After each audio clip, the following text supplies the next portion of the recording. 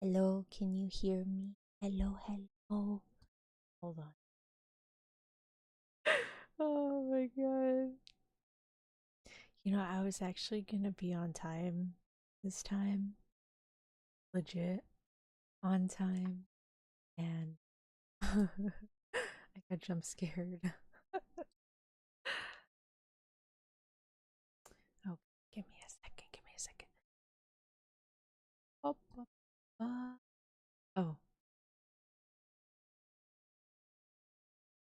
Sorry. Oh, it's this one. Hold on. I got them mixed up. Okay. Where is the thingy? I clicked the wrong mic.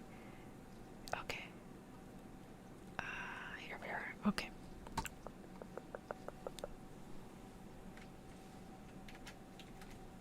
Okay.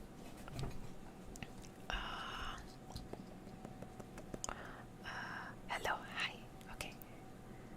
Hello, Philong. Welcome, welcome. Hi, Nimby. Welcome, welcome. Hi, Ty. Welcome, welcome. Hi, Digi. Welcome, welcome. Hi, ASD. Welcome, welcome. We can hear you, but we can't see you. Okay. Oh, now we can see you. Hi. How are you? I'm good at yourself. Okay, let me switch screens. Hold on. Okay, so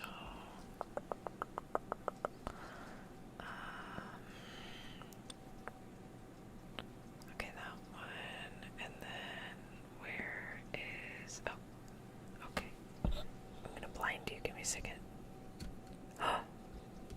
Rawr. Okay, so I didn't think this through. Okay, this monitoring is like bothering me.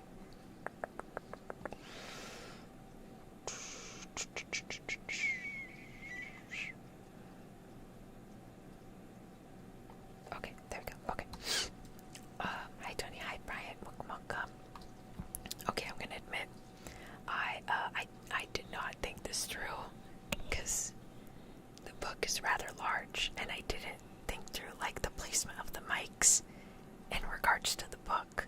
So, I mean, y'all are just gonna have to see like a little bit of it. Yeah, I didn't think this through. I was like, oh, I thought I had more space, but I don't. But you know, it is what it is. ASMR is all about the sound, right? Right? Like, if you can't see the visual sometimes, that's too bad. Anyways, you're feeling better from the thing, you just grab the other stream. From what? What thing? What? That, like, my brain was frying. Also, I'm sorry for the delay. I was actually on time to stream on time today, but what happened was after my shower, I had some clothes drying and I was gonna put it back on the shower rack, and I look up and there's a giant cockroach on my wall, so I back the fuck up out of my bathroom and I closed the door, and I thought, okay, I have to be brave, right? I have to be super brave, so I got a shoe, obviously, but it was kind of tall, and I'm kind of short, so it was like pretty high up on the wall, and I get the shoe, and I go back in the bathroom, and it's on top of the mirror, like on the top area where the lights are, and I was like, shit, I'm gonna break a bulb, so I wait, gets to the edge of the mirror, I still can't reach it, so I'm like, shit, okay, so I'm waiting for it to get in front of the mirror, and so it got in front. It's wood too, so like it's like a wood frame around the mirror, so thank God I didn't break the mirror. I probably would have though. I hit it so hard that the head fell off and the rest of the body splat on the wall.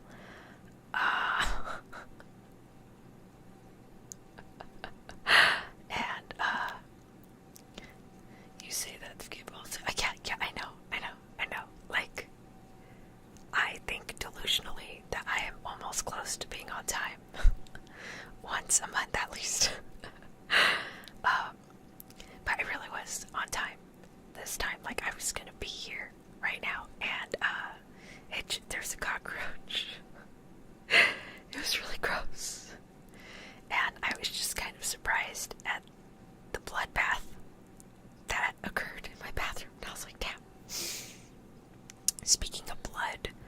doesn't this look ferocious? Rawr. But yeah, today we'll be reading The World of Dinosaurs by Richard Moody, illustrated by Victor Ambrose. I guess some side notes about this book. One, it's outdated. This book is from, please ignore that mess. That's, ignore that. Don't look at that. I could fight that. Oh, sure. So this book, oh shit, I almost dropped it.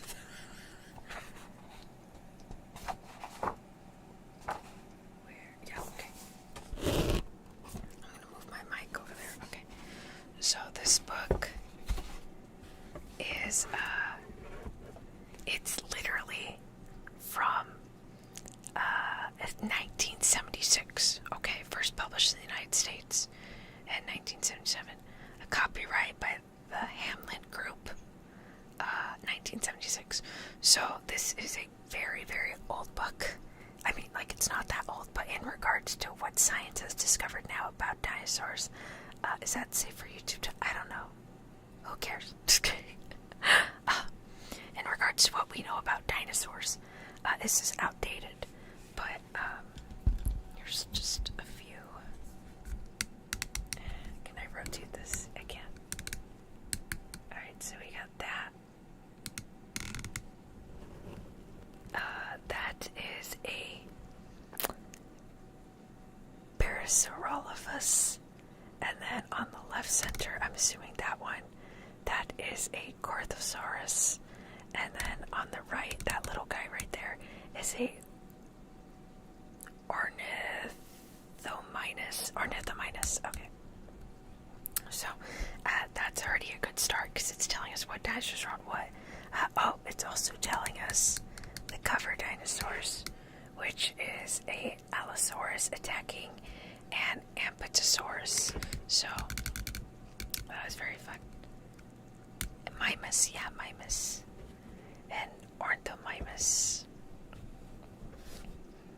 Okay, so you're not going to see me, like, turn the pages. I'm going to have to, like, turn the pages above me, and then I'm just going to have to, like, move the camera accordingly. Because I very stupidly did not think this through.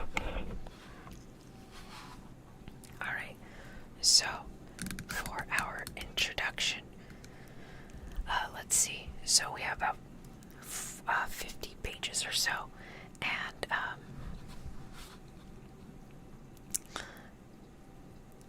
okay, like, whispering's hurting my throat, so we're gonna have to do like a very low voice. Oh wait, is the page gonna hit the camera every page flip? No, probably. It probably will.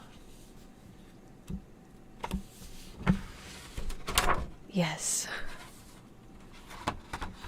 This is very thick paper, by the way. Very thick paper. Let me see if I can just, like, move the...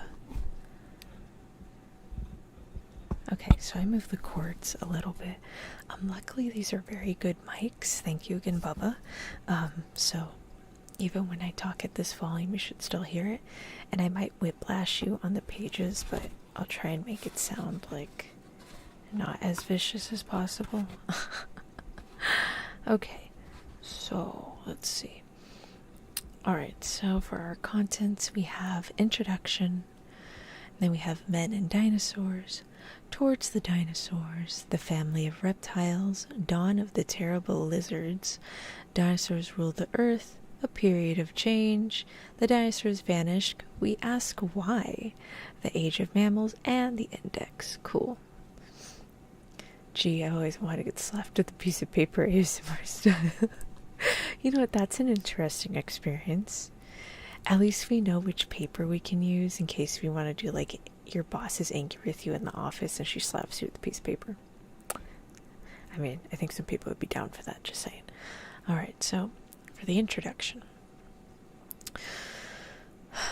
The story of the dinosaurs is part of the history of life on our Earth. This history or record started with a very simple animals or plants and continues today with man and the various other animals and plants that live around us. Dinosaurs are found as fossils in many parts of the world, sometimes as single bones, or more rarely as complete skeletons with skin. Okay, it's very, very rare that we find skin. Okay, like that's like special circumstances. Okay, I think one case, I'm gonna make a bunch of side comments. Okay, so one case I remember, it was an armored dinosaur. I forgot which one it was.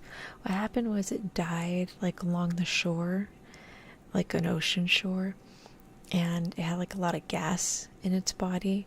So when the water took it out to the ocean, it floated for a while, and then eventually the gas escaped the corpse, and it just went all the way down to the ocean bed and smack, like hit the ocean bed, and all the sediment piled up on top of it, because it like sunk all the way down.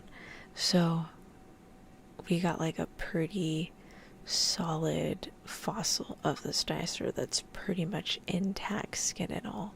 Well, fossilized skin, not real skin, but yeah, it's very rare to find skin. From these specimens, scientists can tell the size and shape of the animal and the way it fed and walked. But because the dinosaurs have vanished from the face of the earth, much of the information on how and where they live is lost. Why am I reading on the screen and not reading the book? I'm going to jack up my eyes. Therefore, most of the ideas put forward in this book are only possible answers to what actually happened. They are, however, based on evidence found in rocks. The story of the dinosaurs is forever changed as more and more fossils are discovered and the knowledge of scientists increases. Perhaps one day you will discover many important things about these incredible reptiles, like my sweet Spinosaurus baby that has a crest now. Damn, it held such a huge ass fart that its skin preserved through time. Well, no, I forgot what it's called, but apparently, like when you die, gas builds up in the body. Let me see. Okay, I'm gonna leave that there. Let me see if I can look that up. Let me see.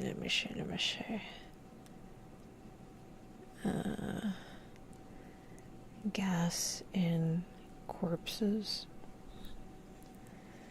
Okay, gas. Okay, you could put a putrefaction stage of decomposition is generated by anaerobic bacteria breaking down tissue, producing methane, hydrogen sulfide, carbon dioxide, and ammonia. This buildup causes significant bloating, skin discoloration, pressure that can expel fluids or rarely cause casket rupture. As oxygen is depleted, anaerobic bacteria, primarily in the gut, multiply, releasing gases as byproducts. So this is just something, let's say a lot of beans were done. No, this is just something that builds up in the body. So when you die, it like builds up in the body and it releases the gas. It's like those cases too, like when you die, any fluid or like masses, like any poo or something, gets released from the body because you died. So your body's like releasing all that. But yeah, that's like a gas thing. I distinctly remember this though, because when my dog had passed away, she unfortunately did have to be, had to go through the process of the procedure to help her pass away, and like a bunch of air kind of get, like she was like almost breathing but not really, and like air came out.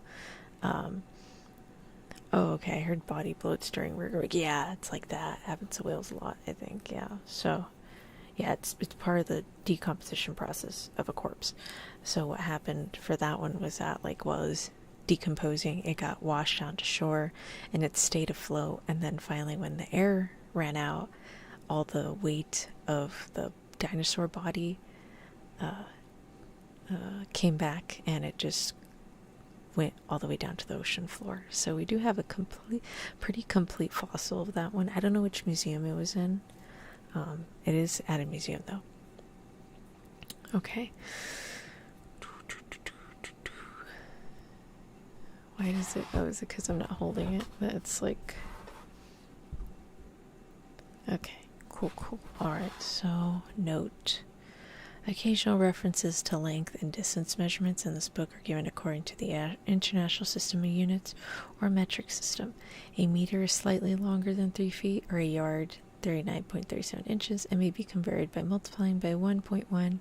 Thus, 4 meters are approximately 13 feet. A kilometer is 6/10 of a mile and may be converted by multiplying. What the hell? I don't know those systems. I don't know the metrics of that. I'll have to look them up. What is this? Above the trailways, above the edge of a Jurassic Lake, traces such as these have been found in Dorset and in Connecticut, USA. They were probably made by a megalosaurus.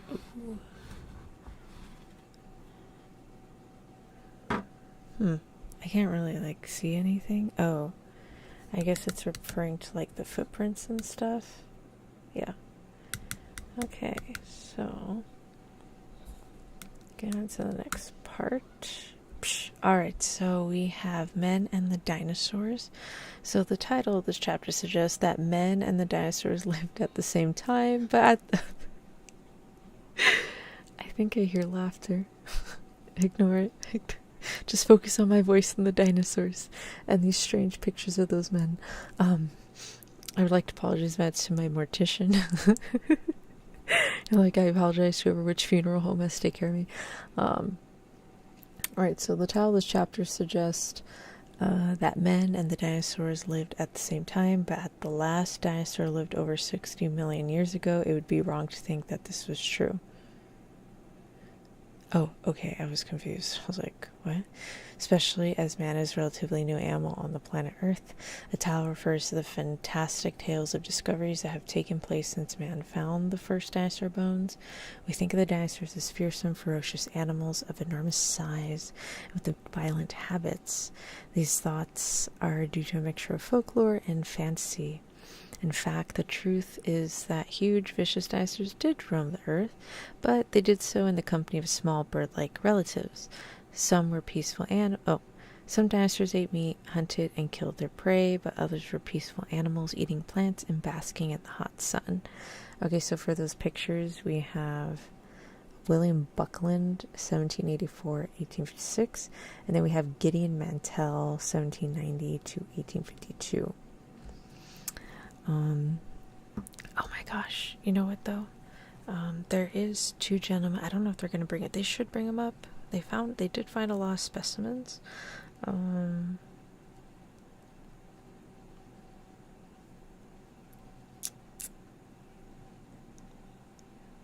Okay, yeah. So there was a well-known bone wars that happened during the 19th century. Starting in 1877, between Edward Drinker Cope and Othniel Charles Marsh. So I'm kind of hoping, they do bring that up, just because I have done I've done a whole research paper presentation. I've done another whole presentation. I watched a documentary of this, bone wars between these 2 gentlemen. It's obviously not those 2 gentlemen, but the other 2, and it's very fascinating, and I've just been doing projects on it ever since, just because I find it hilarious. You can never have a last name like Cope these days. Why is there an ongoing joke? Ow, my wrist. Why can't we have the last name Cope? What happened with the last name Cope? Alright, please ignore my thumb. It cracked down the middle here. I don't know if you can see it. The camera's not focusing, but there's a crack, so I had to put a fake acrylic nail on. Okay. Alright, so story of the dinosaurs is quite a recent one. It is based on discoveries of bones and skeletons throughout the world. At first, the finds were rare and the story confused, but gradually new and more valuable discoveries revealed a story of untold interest. The first bone was found in 1676, just 300 years ago. It was a piece of leg bone, and for a long time after its discovery in the country of Oxfordshire, England, it was thought to be part of a giant man. Other finds were also wrongfully identified, and some 3-toed footprints found in America were thought to belong to Noah's raven, an obvious reference to the Ark and its captain. As time progressed, knowledge increased, and men like William Buckland and Gideon Mantell made very important discoveries in England before 1830. Both men were enthusiastic paleontologists, and it tells you how to pronounce paleontologist, thank God.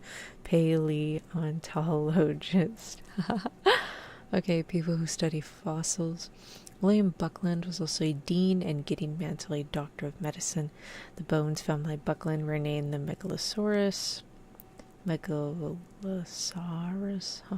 because the name suggests the animal is very large. Megalo, big, saurus, lizard.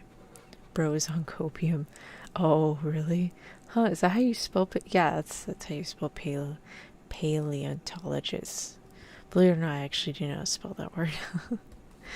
If it's one thing I know, it's how to spell. I just can't, like, read it aloud. Like, I don't know how to pronounce words. But I do know how to spell them. Alright. Oh, there's, like, a lot of colored pictures here. Okay, so apparently we have a few pictures on this page. We have a Maidstone coat that has a dinosaur on it. We also have these big fellas, whoever they are. Models were built by Waterhouse Hawkins and exhibited in the grounds of Sydenham Park in London. That's kind of cool. Those are really big.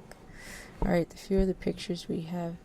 Ah, look, it's my two jackasses. I call them jackasses for a reason, though, because the lengths they went to for their fossil discoveries was rather insane. Like, oh god, like I'm still shocked to this day about some of the shit I read about these two, because oh my god, it was called the Bone Wars for a reason. Like, ugh, that's how they used to show Iguodon, as I think. Yeah, oh, I'm sorry, I didn't mean to hit you guys. Alright, so if I can just, like, let me tilt the camera up and see if I can, like, tilt the book this way. Oh, there we go, perfect. Alright, so here we have the Maidstone coat of arms with Iguodon as the left support. Coat of arms were produced by courtesy of Maidstone Borough Council. Cool. I assume they do.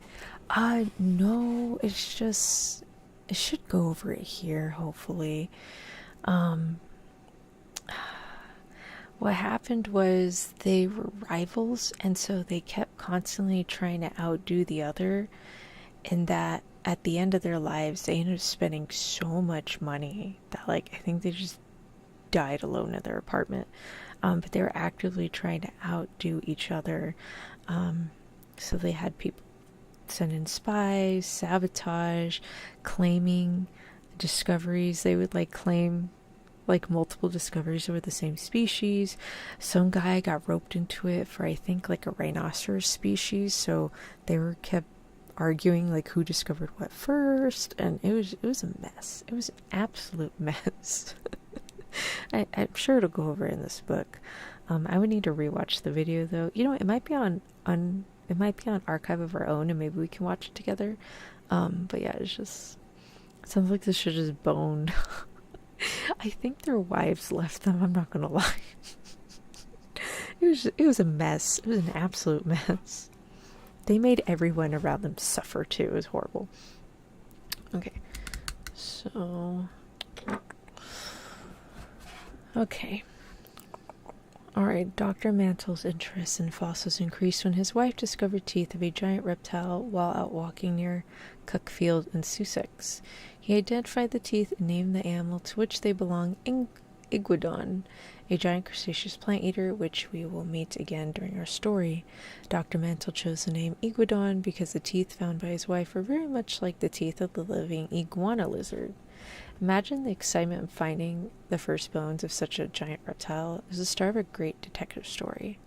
More clues to Iguodon were found near Maidstone, Kent, in 1834. Then the town was a coach journey from London. The roads were rough and often needed repair, and rock for filling potholes came from local quarries. One day, after blasting, the bones of a giant animal were found and collected by a local man, Mr. Binstead, and carefully moved to a safe place. Sometime later, Mr. Binstead wrote a letter to Mansell describing his discovery, and Mansell, eager to obtain the specimens, journeyed to Maidstone. After offers of 10 and 20 euro or pounds, Binstead accepted 25, which was a great deal of money in those days. Specimens were removed. See? Alright, good night, Ty. Thank you for joining us. I appreciate it. Night, night. Isn't that a fanfic website? AO3? Oh my god, no, Internet Archive. I'm so sorry. I get Archive of Our Own and Internet Archive mixed up. Sounds like a movie waiting to happen. They should make a movie. Oh my god, that would be an amazing movie. I doubt it. The dinosaur buzz is kind of going down, so I doubt they're going to make a movie about it, but I would love to watch that movie. I would get it on DVD. But thank you, Ty. Mwah. Good night, Ty. See you next week. Okay. See, so even back then, dinosaur bones were really expensive.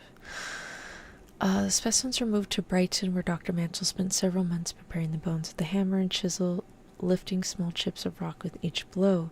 The story tells us two things. First is that fossil hunters are dedicated people. The second is that in the past, collection and preparation of specimens was very difficult. To mark discovery of the dinosaur bones, Maidstone has included Iguodon in its coat of arms. Cool. Other giant reptile bones were found between 1830 and 1840. These were studied by a very famous paleontologist, Sir Richard Owen. Sir Richard claimed they belonged to a group of extinct fossil reptiles, which he named the Dinosauria. This name means terrible lizards. Although scientists now know the dinosaurs are not lizards, but a separate and distinct group of reptiles. Think of the shock Londoners experienced in 1854 when Owen exhibited models of giant reptiles at Crystal Palace. Fantastic really showed the public had begun.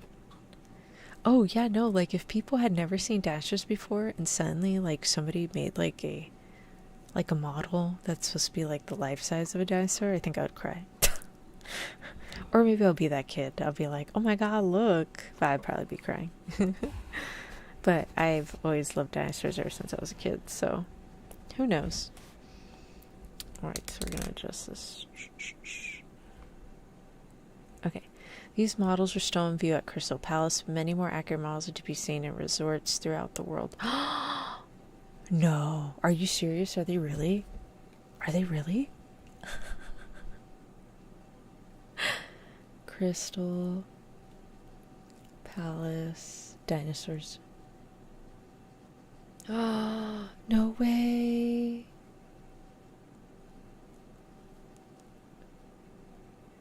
Oh, I think they're updated though. Are they? No? No, never mind. They're not updated. Those are the models. Oh, that's so cool. Where is Crystal Palace? Is that in London? Oh no, it's in London. I cannot afford to go there. Ever. No. You can dine in one of the models. What? It's made to be like a dine. Are you serious? That's amazing. Are you speaking from experience? You lucky, lucky ducky. Curious as to which region had the most dinosaur fossils discovered. Maybe the book will go into it though. Maybe, I'm sure it'll go over like localities and stuff. But I guess we'll see. There's so many dinosaur areas all around the world. But, oh my god. Alright, well, I know where I'm going if I ever visit Europe. Wasn't on my checklist, but now it is. Alright, dinosaur discoveries continued throughout the last century. Many new types of terrible lizards were uncovered, some even more spectacular than those known before. We shall see them later. Okay, book. In America during 1870s and 1880s, great finds were made by Professor Marsh and Cope. Oh my god. No, well, if anyone dines in Crystal Palace before me, you have to take pictures. Upload on the Discord, please. Okay. These discoveries took place in the west of that great continent. Marsh and Cope competed against each other, each trying to find bigger and better specimens. It is said that their workmen fought with their fists against each other. There was so much fighting. It was insane. For men like Marsh and Cope, the rivalry acted as a spur to achieve greater things. At the time when they searched for the bones of dinosaurs, Sitting Bull and his I don't know how to say that. Hold on. I've heard it. Oh god, no. I know I've heard it. I just need to double check that's how you say it properly.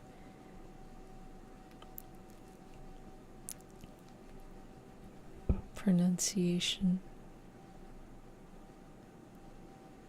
Sioux?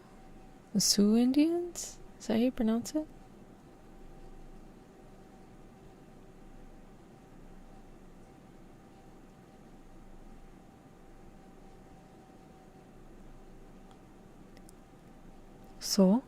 Sioux? The Sioux Indians? Sioux Indians? Were fighting Custer. Okay. Oh, sure, they'll just fly a ledge, just take pictures over Crystal Palace. No, I just meant if anyone is in London. Sue, that's how you pronounce. Okay, Sue, okay. No, I just meant if anyone's in London or they go on vacation somewhere and they happen to visit the Crystal Palace and they happen to be in chat, you should definitely share photos. Okay, so at the time when they searched the bones, Sitting Bull and his Sioux Indians were fighting Custer. Damn. Incredibly, Cope looked for and found many of his specimens in Indian country, with the warring tribes camped only a few miles from his dig. He did receive some protection, however, from the United States 7th Cavalry. The Americans found many fossil graves. The most impressive is now known as the Dinosaur National Monument in Utah, USA. Damn it. In fairness, I think a lot of the best dig sites and a lot of the crazy shit that happens in this world happens in Utah. Hi, Sheriff Pumpkin. Welcome. Howdy. Just saying. Like, I have a fear of Utah, but I have a fascination with Utah. So I don't know. I'm kind of scared to go. They got the craziest things out there. All right. If you live in Utah, if anyone lives in Utah, please verify if it is crazy out there or not.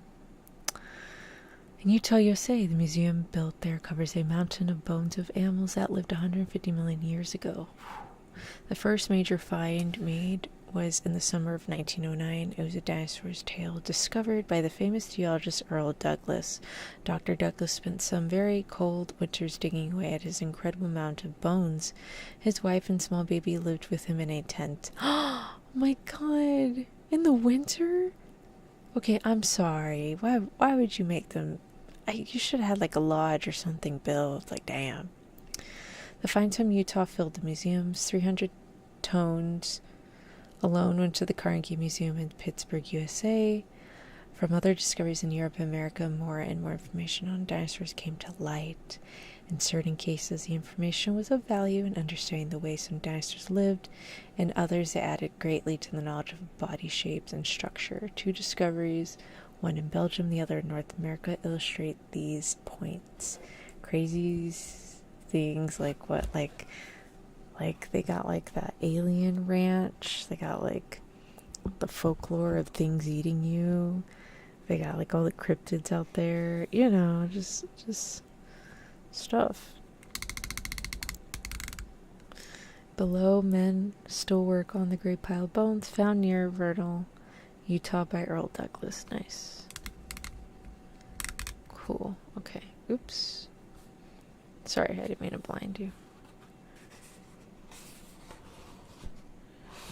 Oh, I'm familiar with Florida and Ohio lore, but Utah lore, not so much. Well, let's just say they got some interesting things out there. Okay, so...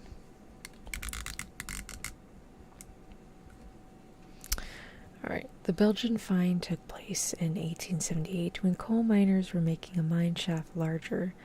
Deep below the surface in a narrow tunnel, they came across a collection of large bones. They told the mine managers, who in turn informed the Natural History Museum in Brussels. The bones were identified as iguanodon, the same type of animal as that is found at Maidstone. The bones in the Belgian mine shaft belonged to more than one individual, and further digging showed that the miners had discovered something remarkable, which was to provide a great deal of information on the area where the animals lived and on the way they lived, walked, and the food they ate. A second, lower tunnel at 356 meters led the museum collectors to more bones. Obviously, the find was a fossil graveyard. Oh my god, I wish. I dreamed a stupid dream I had.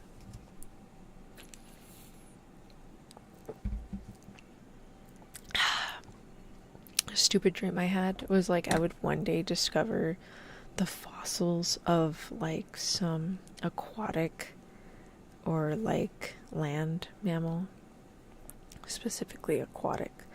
Like I don't know, you know those TV shows, like the old ones, not old, okay, like the kid shows from like 2 decades ago, and sometimes they have episodes of like you have like see-through vision or something.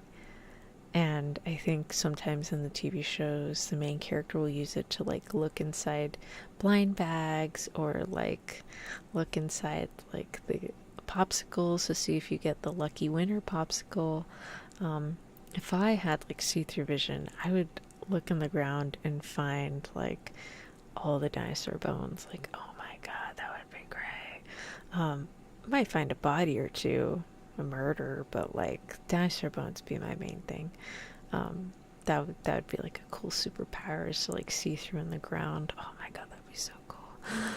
Oh, there's been so much development, like in general over the world, that it's like we could probably be sitting on top of a gold mine of fossils at some places, but we have a parking lot on it, so who knows. You must think about fossils a lot to even dream about that. Yes. Like, I would love to have a dinosaur. Oh, I would love to have a dinosaur fossil one day, like, as a personal collection, but they're very expensive. And I do know one person that has, like, a very good, like, dinosaur exhibit collection that he has accumulated over the years. That collection, you know, he says he puts on in an exhibit every now and then it goes back in storage. I was like, what? But fossils are just really, really, really expensive. So they have riverbed with all those footprints in Texas. I don't want a footprint, Digi. I want dinosaur bones. Okay, I want like the skeleton imprinted on the rock. That's what I want. Okay. Hi Jet, welcome. Buy from Cold Murray Case 20 is like, nah, but dino bones though. Hi Decker Van, welcome. I had half a sleep dream where I was cooking something with a cast iron and I grabbed the handle and instinctively uncurled my hand in dream and I rolled. Damn. Sometimes your body just reacts for you. Alright, so howdy, hi Jet, welcome. Hi Tech Van, welcome. Yeah, but I don't want... It's like that one time my dad said he got fossils, and I was like, oh my god, really? And he brought back sponge fossils. I was like, dude, I thought you meant like a dinosaur. I got like really excited. I ran out here without my slippers and everything. But, I mean, those are still cool. We have a bunch of shell fossils for our family personal collection, and I have a few soap dishes I recently got from work that have those like squid, those old squid, I forgot what they're called, asa something. So I have a few soap dishes, that, and some ammonite, and I have an ammonite necklace. And I mean, I have like a few ammonite pieces, but like I want a dinosaur bone, you know, I want that so bad. A print fall is so cool to me, at least, yeah. I mean, no, I do still like those are still cool, but like for a personal collection, man, like if I can get IRL Animal Crossing stuff, like, let's go. Oh, but I wanted to find a T-Rex. Yeah, exactly. Exactly. But it's okay. I stayed there in a cabin along the river. It was really fun. Lucky. There's like no water near me, so yeah, You know, I think we do have a dinosaur thingy. It's not nearby though. It's like an hour to 2 hour drive, but whatever. Alright, so continuing on. You had me running out here bred for fossils of sponges? That's exactly what I said. I said, Dad, you gotta be shitting me right now. You bought sponge fossils. I mean, they're cool, but like, it wasn't what I wanted to see. You know, I was expected like Animal Crossing and shit, but I got like SpongeBob and Friends, Jurassic Period or something. Alright, so these animals are buried in rocks younger in age than those normally dug by the miners. From the way the younger rocks filled a wedge-shaped feature in the coal, it was possible to reconstruct the landscape at the time the Iguodons lived. Across this landscape, a large ravine occurred into which a number of animals had slipped or fallen, had died, and were buried in the layers of mud which filled the deep chasm. Jesus. The animals were found in positions of death. Oh God. But their bones were close together as they would have been in life. These specimens were removed to the museum in Brussels. Today, 11 iguodons stand tall in the Natural History Museum in Brussels. Another 20 specimens discovered over 30 meters below ground level near the town of Bernissart are exhibited in the position in which they were found. Okay, you know what? I think I would, if I had to go to Europe for vacation, I would probably go to the bookstores and all the dinosaur museums. I think that would be my Europe trip. Legit. Does amber count a fossil? Yeah, I think amber counts. And depending on the type of amber you have, it can be very expensive. Chia Pus amber cabs were kind of pricey, in my opinion. But yeah, there's like different types of amber that has like specimens and stuff in it. Obviously, there was like the really pretty amber from like Jurassic Park. But the amber pieces I have seen have been rather tiny, specifically little cabs. At least make it like a trilobite. I do have a trilobite. Well, I don't. My father does. We do have a giant trilobite piece. So we have several trilobites, ammonites, a lot of the squid. Oh my god, what are they called? That shit. Let me look them up. I like the squid dinosaur or something. Squid dinosaur. Oh, is it those guys? Oh my god, what are they called? What are they called? Those little guys. Ammonite? Time for the real debate where dinosaurs scaly or feathery. I think some were scaly and some were feathery. We got the Eiffel Tower and the Colosseum. I'm going to Crystal Palace. Hell yeah. Because we don't actually know. Yeah, I mean, we have some skin specimens and we do have some feather specimens, like fossilized feather specimens, but we don't know for sure the entire scope of the dinosaur. So, I mean, that's what it is. Ossopilus fossils. I'm gonna hope Google can understand. Oh my god.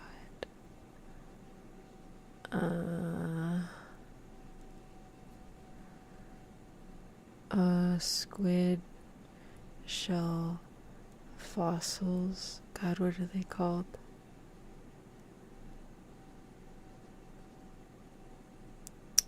I don't know what these are called. What are these called? I am absolutely blanking. This is ridiculous. Okay, I don't... Oh, here it is. Orthoceras. The Orthoceras fossils. That's what they're called. Orthoceras.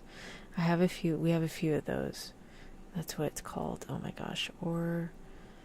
Orthoceras fossils. Orthoceras squid. There we go. Okay.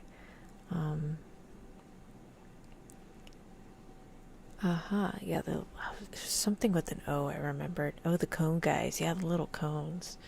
Those little guys. Those are actually really cheap fossils. Like, out of all the cheapest fossils I've been able to obtain, I literally got like each of those for like $5. So those are like, and that's what I have on my soap dish that they carved out of the those are the Ceres fossils. Um, let's see. A lot of big ones are scaly or very sparsely. Weren't some desert areas, oceans, and yeah, so yeah, a lot of desert areas, at least in the U.S., were under the water. So where they find like some cute, yes, exactly, yeah, a lot of the desert areas, I think in Texas too, was underwater. So it's really easy to find a lot of like seashells and stuff. I will never not have the image in my head that desert was just big chickens. Baka, baka, baka, baka. A lot of big ones are scaly, very sparsely feathered. I think so. Oh, the comb. Yeah, yeah. Those guys. Those are the cheapest specimens I've been able to get. Everything else has been very expensive. Like megalodon teeth. Jesus. They're huge. Oh my god, they're huge. And they're expensive. I mean, they're not that big. It's like the size of the palm of my hand. Like, that's how big the teeth are. But each, like, for a pack of 3 teeth, it's like 500, and that's like wholesale price. That's not even like full price. Just saying, you might find something in your backyard. I doubt it. I highly doubt it. You would have to like go out to like the trails and stuff. Though it's not recommended, especially right now with like the high winds. They tell you don't go outside right now. But yeah, I might find something. Who knows? Maybe I'll look up a dig site. So the gentleman I mentioned who has like his own dinosaur collection, he's actually friends and he's in like the network. So if he wants to go digging on someone's private property, he can just give him a call and they'll usually like set up a meeting and he'll go out and do digs. And I was like, what the frick? Yeah, maybe I should take photos of some of his like rock specimens and be like, hey, I take the photos for free and you take me to a dig. Oh my god, I would love to find a fossil specimen myself. That'd be so fun. By definition, are dinosaurs exclusively land creatures or are they aquatic dinosaurs as well? Or are they classified as something else? I don't, I'm not like 100% sure what the classification for a dinosaur is, but there's a different variety of species in both aquatic and land. And then there's some that were kind of both, depending. But I personally don't know the specific classification. They're just marine reptiles. Oh, okay. There you go. Thank you, Digi. Yeah, so what Digi said. I know some, they're saying now they're not like lizards, they're another type of reptile. So overall, I think they are reptiles, and then some were avian. Same with flying guys, they were just flying reptiles, not dinosaurs, yeah. So I think, for the most part, most of them were like, there were different types of reptiles. You have the avian reptiles, you have aquatic, you have land, and just different ones. Alright, let's see. Okay, so the North American discovery took place 30 years late in southern Wyoming. Unlike the Belgian discovery, only one animal was found, but it was just as important because it provided paleontologists with the first mummified dinosaur. Ooh.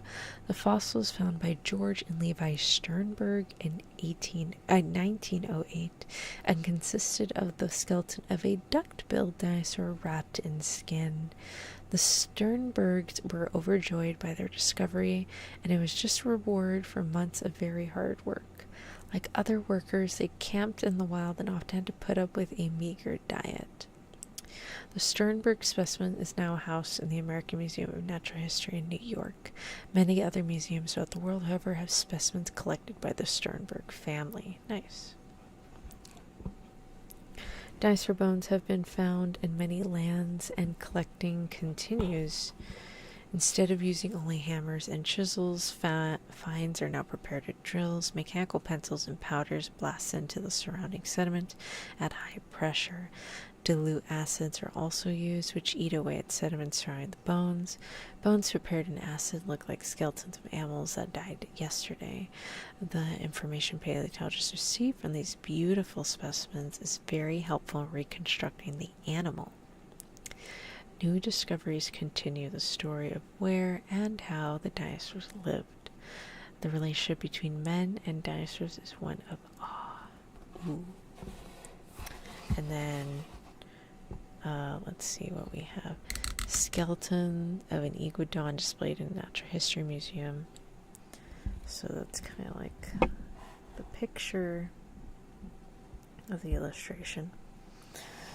Alright, so we're going to move on to the second page. Chapter 2, we got that illustration, got those little illustration of how things, when they die in the sediment. Okay, toward the dinosaurs. When man could draw and paint, he drew pictures of his everyday life. He also made beautiful paintings of animals that lived around him, and some of these are preserved on the walls of caves. Examples have been found near Altamira, Spain, and Lascaux, France. I have no idea how that's pronounced. Because dinosaur is named for a genus, so it's in part of the tree when it counts. Oh, okay, I got you. Our cave artist was the first historian. Before him, the incredible story of bygone ages was preserved only in rocks known as sediments, deposited on the surface of the Earth's crust. When animals and plants died, they may be buried in sediments, layers of which build up like pages in a book. The animals and plants become fossils. They are the words of geological history. Beautiful. Alright, so on the right we have a sequence of events that takes place after the death of an animal, which may lead to it being preserved as a fossil. It is essential that burial is rapid and the carcass be protected from the weather and scavengers. Yes. Okay, so go look down. Alright, so we have the age of the Earth is thought to be 4,500 million years, but life began much later, about 2,500 million years ago. Earth scientists and paleontologists believe that the first form of life was a result of a long period of chemical evolution. The chemicals occurred naturally in the atmosphere of the young planet and with the help of rain accumulated in the seas. Time and selection resulted in the development of simple plants and animals, and once these lowly living things had developed a succession of life, it was underway in a time of environmental change. Animals with certain characters survive whilst others fail and die out. Over many generations, these characters may change slightly and a new form of animal may be created. This is a simple explanation of the process of evolution.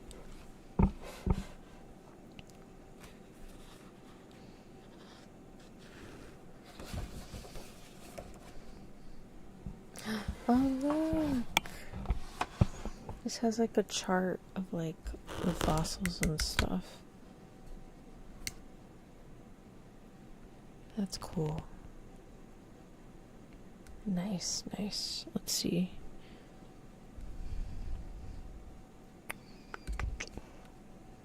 Okay, so I have like a lot of these kind of specimens. At least for me personally. Well, family. Me and my family have like a lot of like these kinds of specimens here. I think we have one of those. Don't have any of these other ones though. And then if you see sponge on here, we have that too.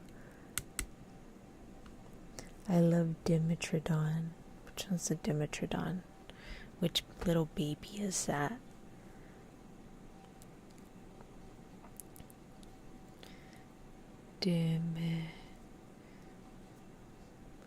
Oh, the one with the big flaps. He has a very big mohawk. No, just kidding. Oh, that little guy. Is that your baby right there, your little Dimetrodon? Hello. Okay, what does it say? Below, the animals and plants on our time chart indicate the variety of fossils found, sediments of past ages. The chart on this page shows the history of life and also divided geologists' time into main periods and eras. To illustrate the life of one man on a chart is impossible. Geologically, it lasts only 1 second. Oh, okay. Right, cool. What was the process called again where scientists use a particle by estimate how old it is? Science class a long time ago.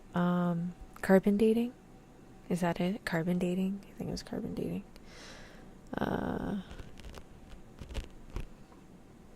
Man, I wish I could let me see if I can hold this up and then I'm gonna try to move the camera. Okay. So we have the Kinozoic. Is that the name? We have different things like the pupilla,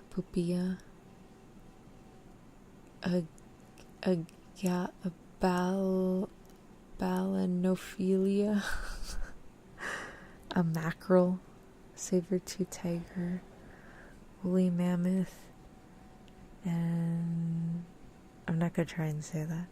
We have a giraffe. Oh my god, is that what a giraffe look like? What the frick? Dude, that looks like a moose. That's not, I think that's a typo. Oh my god, we had camels. The Alticamelius. We also have the Philia opus. That's a horse. That was a rhinoceros. That thing looks like a chupacabra. Oh.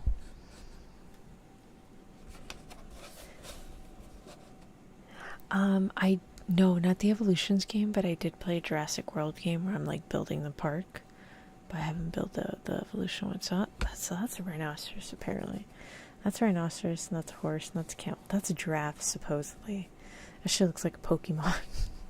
This one's another horse. That one's a Latimeria fish. And then we got some crab. We got the Balanus. Got Terebratula. Some Arctica and an oak leaf. That's kind of cute. What other... I'm just going to ignore that side of the page. I kind of like these. Alright, we have another horse. Hold on. My throat's getting dry.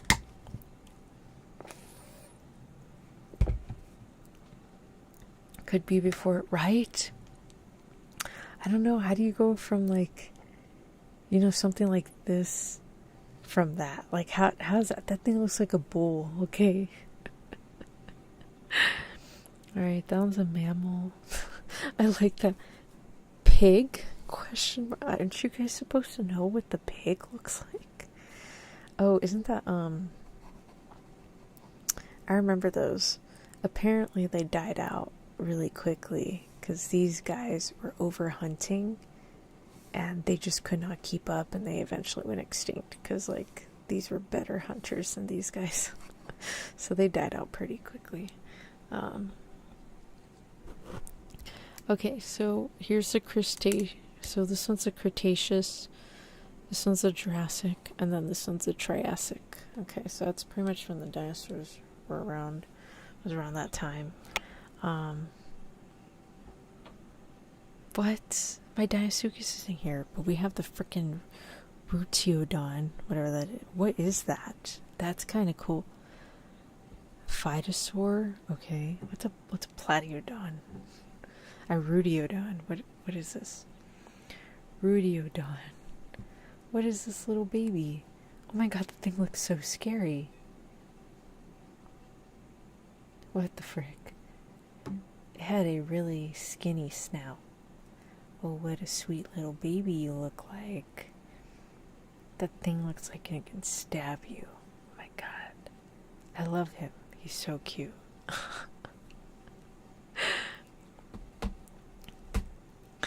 Where's the humble horseshoe crab that has been kicking around forever? Is it this one? Are you talking about this one? That thing? I don't see any other crabs on the chart. It's the only crab I see. Sid is a sloth. On the one that would dry, I could see how those growths on its head would like fall into horns. Oh, okay, that makes sense. I just thought like moose antlers. I don't see a sloth actually. They didn't show a sloth. Oh no. Oh well. Alright, so we have the pterodon, we have the iguanodon, we have the allosaurus, we have the stegosaurus, we have the apatosaurus, triceratops, we have the where the hell that thing is. That's an almond. I forget what it's called. Orthocoot. That's a completely different dinosaur. I thought it was the Ornithomimimus. Was not that. And then there's Digi's favorite one, the Dimetrodon, and then we have like this little guy, the Endothelodon. Then we have the Elgenia and the Cornoboniscus, and I can't say any of these names. I'm already lost. I'm already so lost. Let's see. Damn, sloths wasn't more mobile back then. Probably. Can't believe they forgot the horseshoe crab that in all its time existing has not evolved at all. Well, that just means whatever it's doing, it's alive.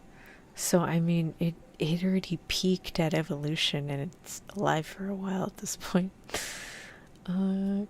Cynogathus looks like if there's a character created for reptiles, you left everything on default. Which one? Oh, you mean this one? I don't know. It just looks like a regular mold and then you just like add stuff on it. Oh, it looks like a really funky dog. Like, now this one looks like a chupacabra. Alright, so next page.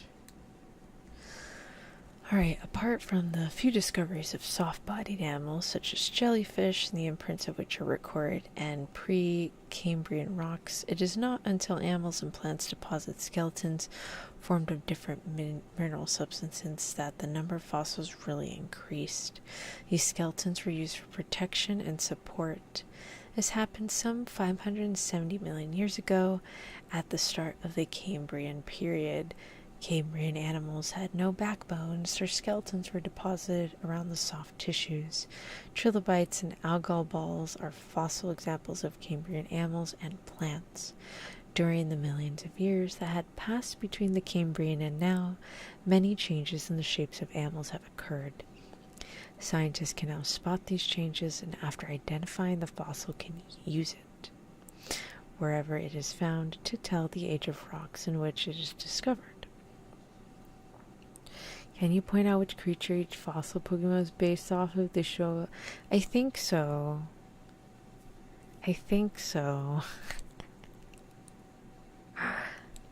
I mean, like, we have, like, our basic ones, you know? Like, we have, like, this one, we already have, like, dinosaur with, like, the Aurora Borealis, like, little ear thingies. And then they haven't shown the giant tortoise. There's, like, a giant turtle, like a giant sea turtle. It's, like, the size, probably, like, 8 feet tall or something. It's pretty huge. Alright, so... During the millions of years that have passed between the Cambrian and now, many changes in the shapes of animals have occurred. Scientists can spot these changes and after identifying the fossil can use it. Oh, yeah. Animals with bony skeletons did not appear until well into the Ordovician period, some 100 million years after the start of the Cambrian. The first records are very poor. Only small scales and single bones of fish tell the start of the vertebrate history. It is unknown whether the first fish lived in the seas or in fresh water. The story of fossil fish improves in the Devonian period, when the number and variety of forms increases dramatically, perhaps due to the lack of direct competitors. The most primitive fish were the Soderms? Ostrosoderms, okay. They had heavy armor over much of their bodies, and unlike mammal reptiles, they had no jaws. The sucker-like mouth was on the underside of the head. For fish, they were poor swimmers. Later, more agile fish with jaws appeared in the seas of the world. Dinichthys. Okay. A plated skin fish was typical of IROC. This is the exact same thing as it was on day one. One's still kicking around to this day. What's the thing with the pterodactyls anyways? Because these guys actually fly. Because if so, their bones have to have been really thin. I think so. I haven't really looked at like the structure of a pterodactyl. But they did fly, supposedly. Supposedly they fly. Let me see if I can move this over so I can view it better. Alright, plated fish was typical of these new forms. It grew to a length of 10 meters. Amongst the other new forms were the first sharks and the bony fish. Ooh, cool. Okay, let me see, that's as good as we're gonna get. Okay, the latimeria is an example of a lobe-finned fish. This living fossil was first discovered in 1938 off the coast of South Africa and is very much like its fossil relatives. The lobe fins are an important step in development of legs. The appearance of lungs and the development of legs show that some fish were changing into the first amphibians. This change was probably encouraged by the climate of the Devonian period. Ponds and streams would often dry up at this time, and to survive, animals would have to drag themselves across land to a new pool. The early amphibians, such as the Ichthyostega, had well-developed limbs to help them in their movements, but were restricted in that they still had to lay their fish-like eggs in water. Alright, so my dyslexic ass heard that as thin dick. I thought it said dick too for a second. I was like, wait, what? It did not. It said Dinichthys. Alright, so here are the illustrations. So we have the... Where the heck is this one? We just looked at the pronunciation guide for this guy. Ichthyostega. Oh, Ichthyostega. So that's Ichthyostega. The latimeria. The dipterus. That thing looks so scary. Rawr. The thing looks like it's hissing at you. Jesus. It's got like some well-defined dimples. Okay, so this one's the Dinichthys. And then this is the Pteraspis, an example of a jawless fish. Okay, so it's this little stabby guy. And then we have like our trilby and the algebra. Not necessarily thin, but hollow. Oh god. My ears were hurting, so I took off my headphones, which I'm not really listening to anything, so I don't know why I had them on.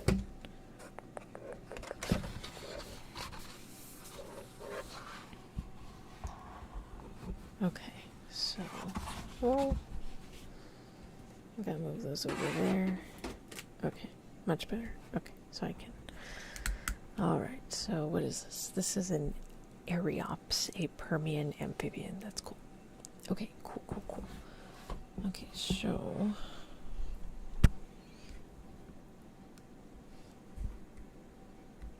Alright. Today's toads and frogs are amphibians, and we know from studies that in an attempt to conquer land, they have only reached halfway. The name amphibians means double life. When amphibian eggs hatch, the young grow up in ponds. Only the adult is able to live on land. During the Paleozoic era, the time of ancient life, which extended from Cambrian to the end of Permian period,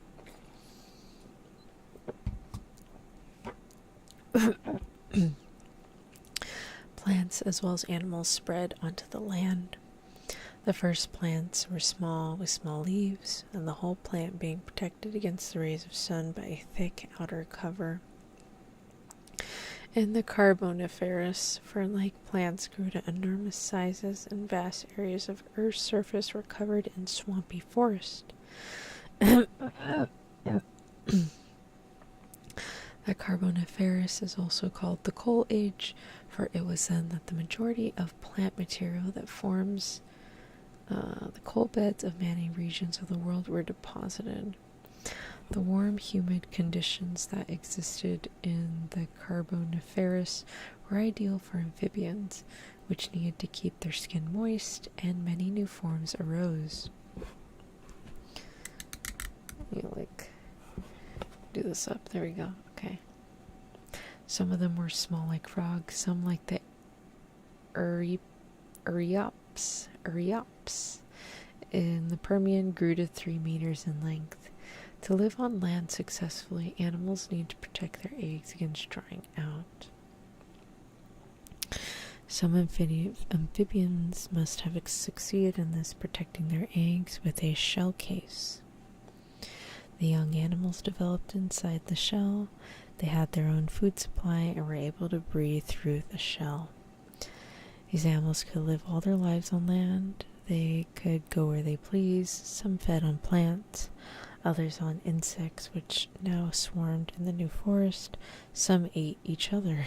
Oh, that's nice. These animals were the earliest reptiles. Okay. Earliest reptiles. Where did I leave off? Unlike the amphibians, they developed scaly skin and breathed through lungs throughout their life history. Proof that reptiles lay eggs is seen today when turtles drag themselves on the beaches of the Atlantic and Pacific Ocean to lay their eggs in the sand. So there's a turtle. Green turtle lays eggs in the sand of an Atlantic beach. Alright, we're on to the next chapter. Family of reptiles. So we have our very beautiful, oops. Yes, I have Wander as my, desktop wallpaper, if in case anyone was curious. Alright, so we have, I don't know why, but this reminds me of, like, Withered Freddy. I don't know why. Oh, what is this called? Alright, so. Cool. Alright, if one imagines the number of animals that exist today and the different lives they led, it is not difficult to believe that if animals like the reptiles had no real competitors, they could soon change and fill all the new places available to them. I am not even remotely surprised. Ha ha ha ha ha. I wonder if they'll show the colon cat. That's one of my favorite fish. I didn't see it. Is that the fish when there's a Pokemon yeah, Relicanth. I'm not even Oh, that face. He looks like Withered Freddy. He looks like one of the Withered animatronics. Well, let me look up what this fish looks like, just out of curiosity. Cool. Relicanth, let me see. Oh my god, it's so cute. Aw. That thing's huge. Oh my god, that's a big fish. That's a really big fish. Did not see the fishy. Alright. If one imagines the number of animals that existed today and the different lives they led, it is not difficult to believe that if animals like the reptiles had no real competitors, they could soon change and fill all the new places available to them. 300 million years ago, the lands lay open to reptiles, and they evolved in many different ways to take advantage of the new habitats that lay before them. Think of the things they ate. Through a number of links, it is possible to construct a chain of feeding habits. These chains, or perhaps webs would be a better term, have existed throughout time. Animals that eat plants are called herbivores. Some fossil reptiles are known to have eaten plants, and as a result they were often very big, with large bellies to digest the vast amounts of food they ate.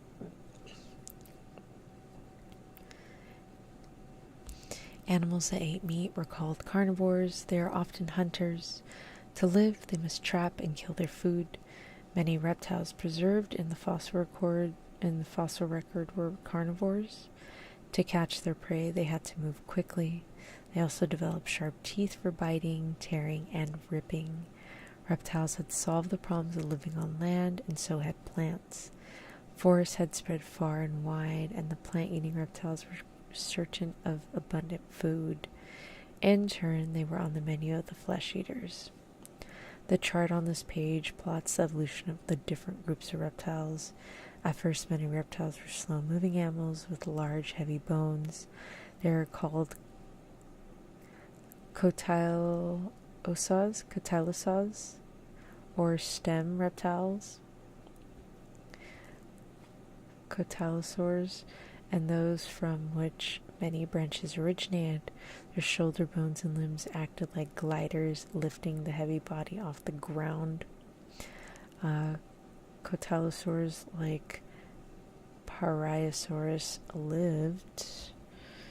We'll continue. Okay, so that ugly mug is Parasaurus. One's keeping the in captivity died. Apparently, they tried keeping her coelacanths in captivity, but they all died. And thought, Jesus, why? Ay. Tech events like, what? They died? How? Just kidding. Alright, so here's the chart.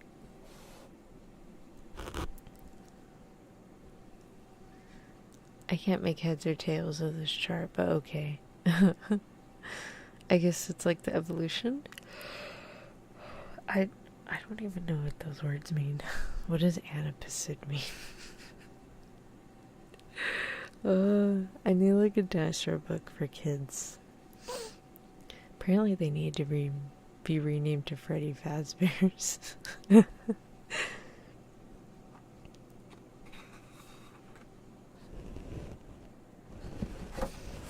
Ooh, we got some more illustrations. Oh no, someone had a pencil marking.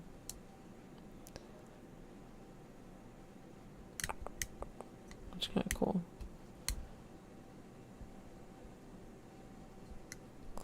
Cool. Okay. Okay, so here are the different kinds of skulls. That makes sense now. I was wondering what the words meant on that other chart. Okay. So apparently the anapsid skull is found in a turtle. It's rounder, I guess. Oh yeah, it's round. There's not a hole here. Okay, so the synapsid skulls are found in mammal-like reptiles, so they have like a hole here. It's about the same roundness a little bit. I guess it's a little narrower on the top, but it's about the same roundness. Let's see, we have the diapsid skulls. This found in dinosaurs. So this one has two, and this one's a lot larger width-wise, I guess, in this general area, because these are kind of smooth, but this one's like a distinct bump. And then this one, the Europsid skull, is found in plesiosaurs. Oh, my baby, plesiosaur. That was a stupid dream I had, was finding a plesiosaur fossil. How likely that was, I have no idea. I don't even think they're in the US. Anyways, so I got a little hole here. This one kind of goes back to the smoothness, but the eye socket's like really wide, and the throat's like no, the throat's kind of narrow, but this one's like the skinniest, I think, out of all the throats.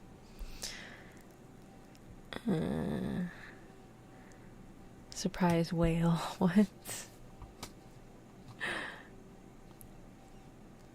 Yeah, whales would always come out of nowhere and gobble them up when it happens. Damn. That sucks.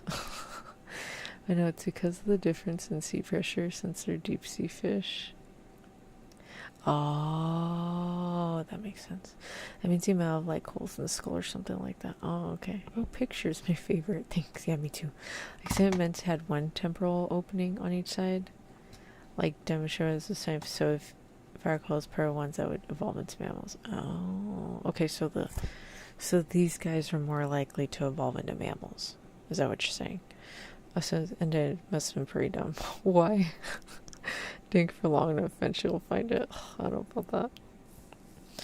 I'm too busy. Maybe in retirement I might go digging. But okay, so you're saying the ones that had like the little holes, like bigger hole, like was it? Well, no, I guess not this one because that was a plesiosaur. But I'm assuming these were likelier to be on land. Is what you mean? Is that my understanding? Interesting. All right, so. Oh, that's what you're called after. Named after. Eurylochus? Oh, the Eurypsid thingy? Alright, so... you guys are like seeing like the behind the scenes, but there's really nothing there. Alright. In hot, dry areas, the bones have been discovered in America and South Africa in rocks of Permian age. The huge holes taking up space for where the brain would go. Oh, I see. They had tiny brains, I guess. Well, I don't know. Like, some dinosaur skulls are huge, so I think their brains were, like, ginormous. So I expect fossil dig streams when you're old and crusty. Got it. I'll be there for it. Thank you, Jet. Yeah, I plan to continue streaming even till I'm old. So, I don't know. Maybe I'll take, like, a week off to go do, like, dinosaur shit. And we'll do, like, a vlog. That'd be so fun. Oh my god, I would love to do that. Like, all mammals are synapsids, so they would have evolved from the reptiles that were also so. Oh, okay, I get it. Okay, I get it. Thank you for the explanation, Digi. So are we also a synapsid? Are humans mammals? We are, right? I think we are. What are we?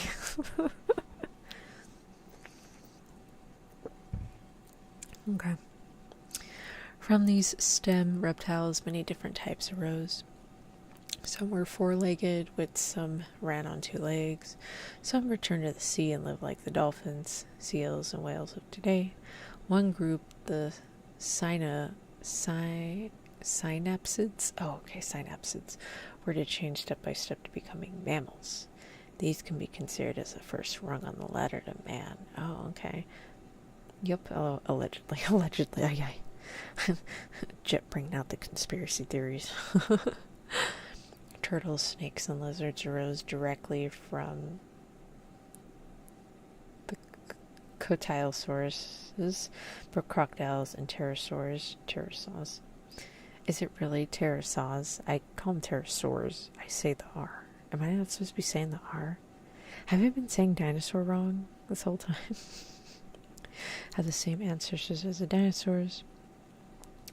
Those are called the thecodonts. The donkadonk, just kidding, which themselves developed from the stem reptiles. We shall describe the thecodonts later.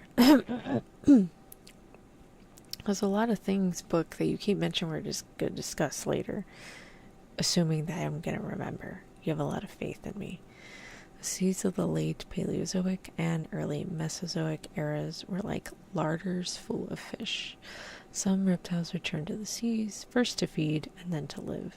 The first were hunter-killers. They were followed by types that ate plants and shellfish. Nice. To be able to crush shells, those mammals needed strong jaws and teeth. One group, the plancodonts, developed large, flat teeth. They broke the shells from the rocks with their strong beaks and crushed them in their mouths. Damn. Some plancodonts look very much like turtles. Oh, okay, that's cute. With so many types of reptiles to be found, the fossil record is necessary to place them into families. Okay.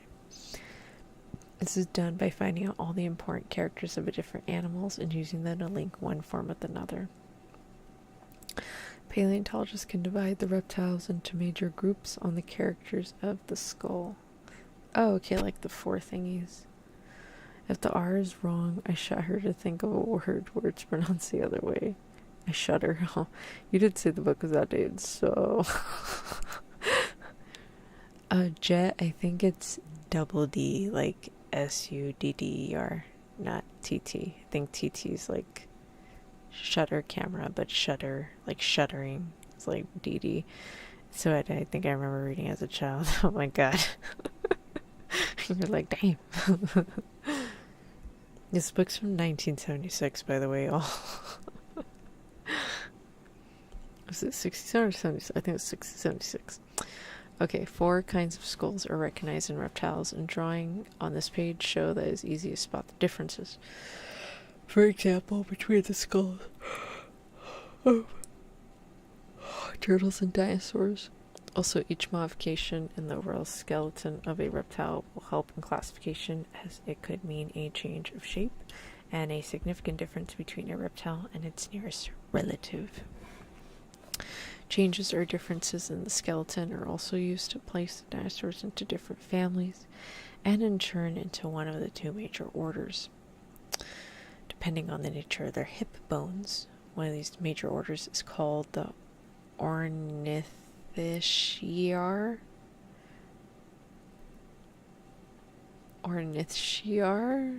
That doesn't sound right. It's not Ornithischia? It's Ornithischiar? I don't know, that doesn't sound right. There's no R at the end of that.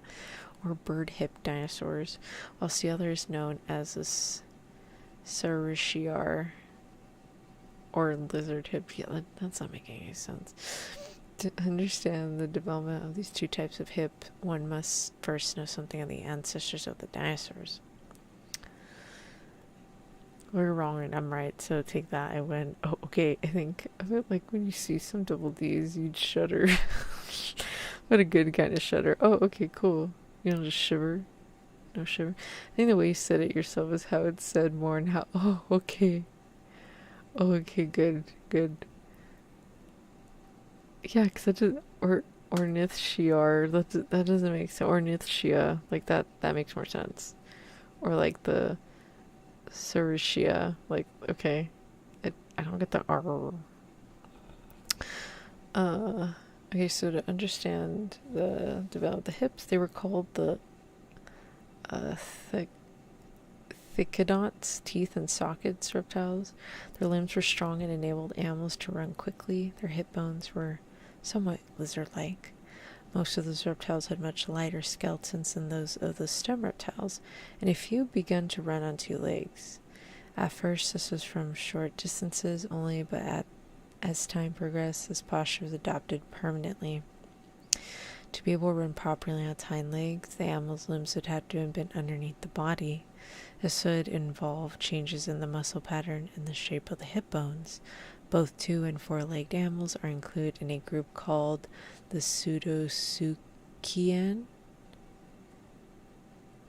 Thecodonts. Okay. You know what, though? Like, if we're going by the metric system that the book gave us, I'm assuming this might be, like, not a US book.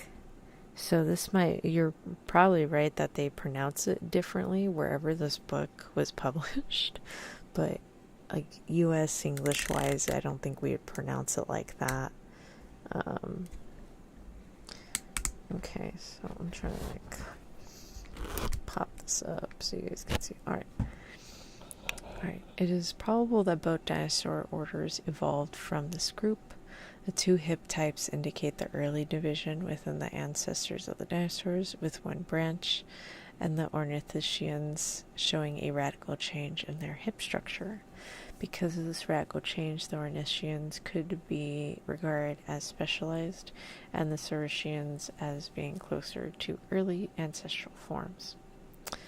Many early bird-hipped dinosaurs were 2-legged, but during their history, a number of species returned to a 4-legged posture, with the lizard-hipped Saurischia. Both 2- and 4-legged dinosaurs were known also This information is based on the difference in skeletons, the story of the reptile family being based on the recording of such differences. To know where each animal or its brothers and sisters lived, accurate recognition is essential. The search for the clues is an exciting one and takes place in many parts of the world. With this knowledge we have of the family of reptiles and the history of our planet, we can now take a much closer look at the times when the dinosaurs roamed the earth. Do people read with accents if they aren't written with one? I have no idea. Tomato, tornado, tornado, tornado, tomato, tomato.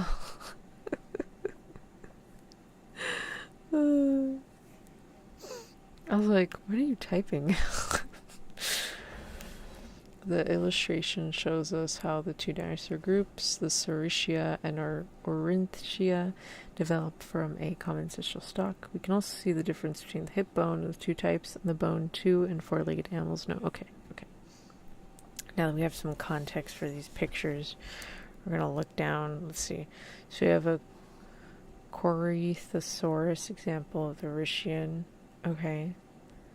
So it's kind of got like that piece sticking out this way. It looks like that. Oh, but this one's a lot smaller on the top than this one.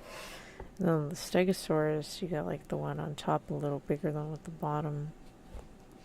And that one's just got like a big ass, like thigh. Probably crush me with those thighs. And then this one's got like an alien looking head bone. And then there's like one more on the side over here. And then you have like a chicken leg. Just kidding. No, you know what? That looks like my beef stick when I was eating it. Like a pork chop. That looks like a pork chop. Looks like a bone from a pork chop. I'd eat a dinosaur. I'd be down. Those are accents. Second ones are just wrong. Yes, so I'll tell you what, that sure do done look like turkey bone at the Mima's Thanksgiving. Hee-haw. No, some of these look really delicious. They literally look like the pork chop bones I eat. Okay, so... Oh my god, my baby! Look, it's my... Not that thing. Not that thing. That thing. That thing's my baby. That's my baby. That's my baby right there. This is my favorite dinosaur for like a while. I even got like a Pusheen plushie of it one time. And like, I have a Pusheen Plesiosaurus plushie. I had my mom help me pick it. We kind of weighed it. Went to Barnes Nobles, had like a little plushie keychain. I said, Mom, I want this one. She's like, okay. And we're weighing it. She's like, I think this one's the heaviest one. I said, okay. So I went to check. I bought it and I opened it. It was my baby. I've had that on my cork board since I got it, like 10 years ago, 11 years ago. I don't know. It was a long time ago.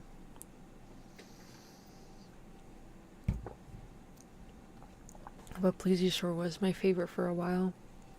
And then I discovered the Spinosaurus and Deinosuchus. So, I mean, Elasmosaurus, which baby is that? Oh, that's like baby number 2. That's baby number 2. But, yeah. If I had to pick my top 3, it would be Spinosaurus, Deinosuchus, and then the Plesiosaurus. Those are like my 3 all-time favorites. Alright, so we have our next chapter, Dawn of the Terrible Lizards. Rawr. The Triassic period, 193 to 225 million years ago, is a plesiosaur with the longest neck. Damn. I like my baby plesiosaur, though Elasmosaurus is kind of nice. You know, for the longest time, people thought the Loch Ness Monster was a plesiosaur or Elasmosaur. But, like, people were kind of explaining the physics of, like, the head. Like, it just doesn't make sense. So, there was a team that did go out to, like, go look for, like, the Loch Ness Monster. And supposedly the body was more plump. Or, like, supposedly the body was more, like a round, plumpy kind of lizard, like big plumpy, like the purple dinosaur chompy thingy from like Ice Age or something. Many damn plushy. What kind of accent is that? Plushy. I recall the one, the Bone Wars one, but the skull and the tail. Oh yeah, he was showing him. He's like, "Look, man, look what I found." And he's like, "You got that wrong," and he grabbed it, and then like, did you know? I did. I shared it yesterday. I called it the Spinosaurus unicornus. Cause I got excited. I was like, "Oh my god, my Spinosaurus is a unicorn now! Yay!" But no, it's the Spinosaurus metabilis, if I remember correctly, like a day ago. Yeah, I'm really excited. I'm like, my baby just evolved. He just leveled up. Just kidding. Oh, my darlings. Ooh, where was it found? Frick. Did you see where it was found? Oh, Tony mentioned that yesterday. Actually, I did. Yeah, I was so excited. I was so happy. But yeah, that did happen in the Bone Wars. He had put it like on the opposite end. Like he got the head switch, and so the guy's like, "You're a dumbass," and he switched him. He's like, "There you go. That's correct now." And I think he's really pissed. Was it a plesiosaur? I think it was a plesiosaur, or was it an elasmosaur?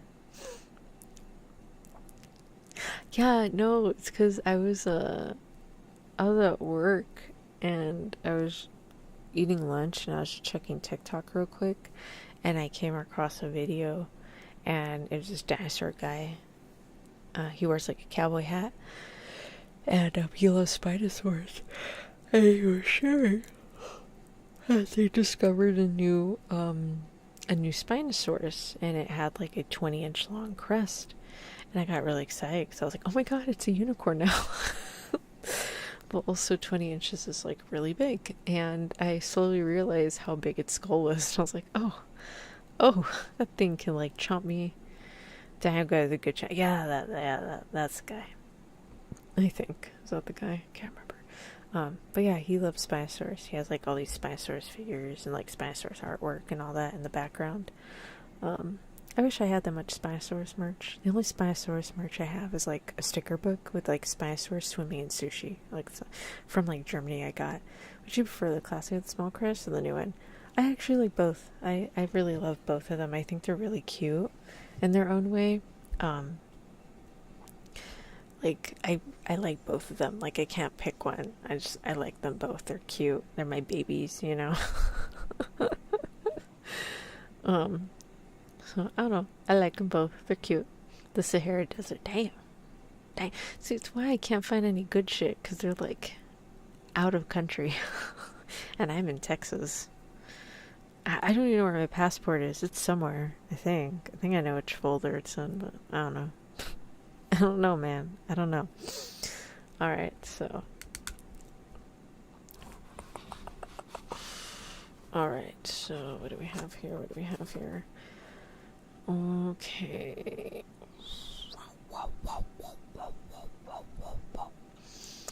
From evidence collected in study of rocks from the Triassic period, we can construct a story which took place many millions of years ago. The map of the world on this page shows that the continents were not in the same positions as today. Many of the lands in the Triassic were like deserts, with few plants and lots of sand. Now and then heavy rains would fall, causing flooding and formation of temporary lakes and saltwater pools. Oases were also present, together with coal-forming swamps. The land masses were surrounded by seas in which a variety of plants and animals lived. Clues to the hot and dried climate of those far-off days include the red color of the rocks and salt which was deposited in many regions. Rain pits and fossil footprints are also known, indicating that after flooding, droughts occurred. Mud cracks support this evidence. We got our ichthyosaur with a big bulging eyeball.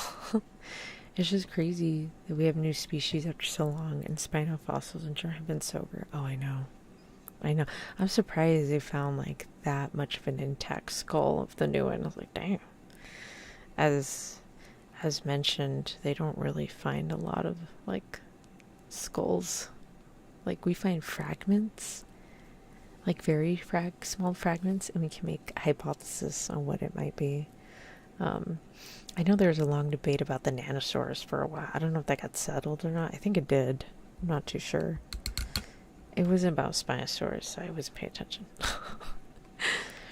Alright, the fossil footprints or trace fossils show the new types of animal. Okay, no. Okay, fun fact. You know what's funny? Animal Crossing tried to be as accurate as possible with the dinosaur fossils. And legit, I want to say a week or 2 weeks after the game came out, it was revealed that the Spinosaurus had a different type of tail. So at that point, the Spinosaurus fossil in Animal Crossing was no longer accurate. Gotta head to the store. Have a good night. Alright, thank you, Tech Event. I appreciate it. Thank you. Have a good rest of your night as well. Have a safe drive to the store. Safe trip. And I might see you next week or in a little bit. Who knows? Just feels a lot of time and the fossils are fragmented. Yeah, like some of them, they just, like the debate on some parts would go together something. Yeah, like a lot of the debate is like, okay, what is it? You know, once you figure out what it is, you got to figure out, okay, have we already found it? Is this a new one? Is this a baby? Is it an adult? Like, you know, whatever it is.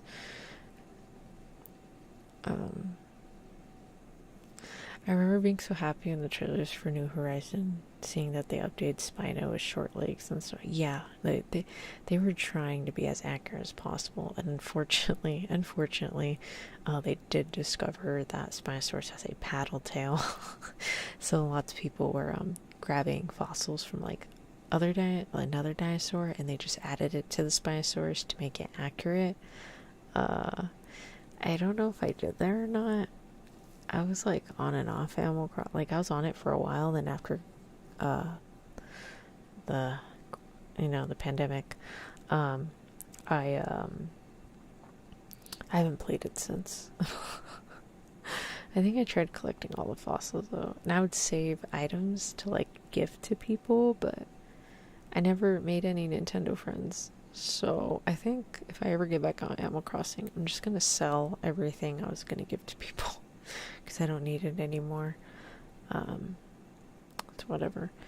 But yeah, like you have to figure out what it belongs to, how old is it a juvenile, is it an adult, like, you know. And even then you can make, like, if you have enough fragments, you can make a guesstimation on what it is. And then sometimes some people can't tell what it is, like during the Bone Wars where they got the head mixed up on the wrong end of the fossil. So it just depends. Fossil footprints or chase fossils show that new types of animals made their first appearance at this time. Bones and shells confirm the presence of these and other new forms. Amongst these are the ichthyosaurus and the plesiosaurus, and the ancestors of the crocodiles, pterosaurs, and dinosaurs. The reptiles were the dominant group, and the Triassic is the start of the age of reptiles, which lasted over 150 million years, and apart from the Triassic, include the Jurassic and Cretaceous periods. We know reptiles began before the Triassic, and therefore it is important to question how and why the early relatives of the dinosaurs took the place of other successful groups. Yeah, it was much more fun with online friends, but I don't know if I still play anymore. Yeah. Oh. I mean, people were sharing fun recipes and like to make stuff, and I don't know, I just never got around to making friends, I guess. Can I like bring up this book?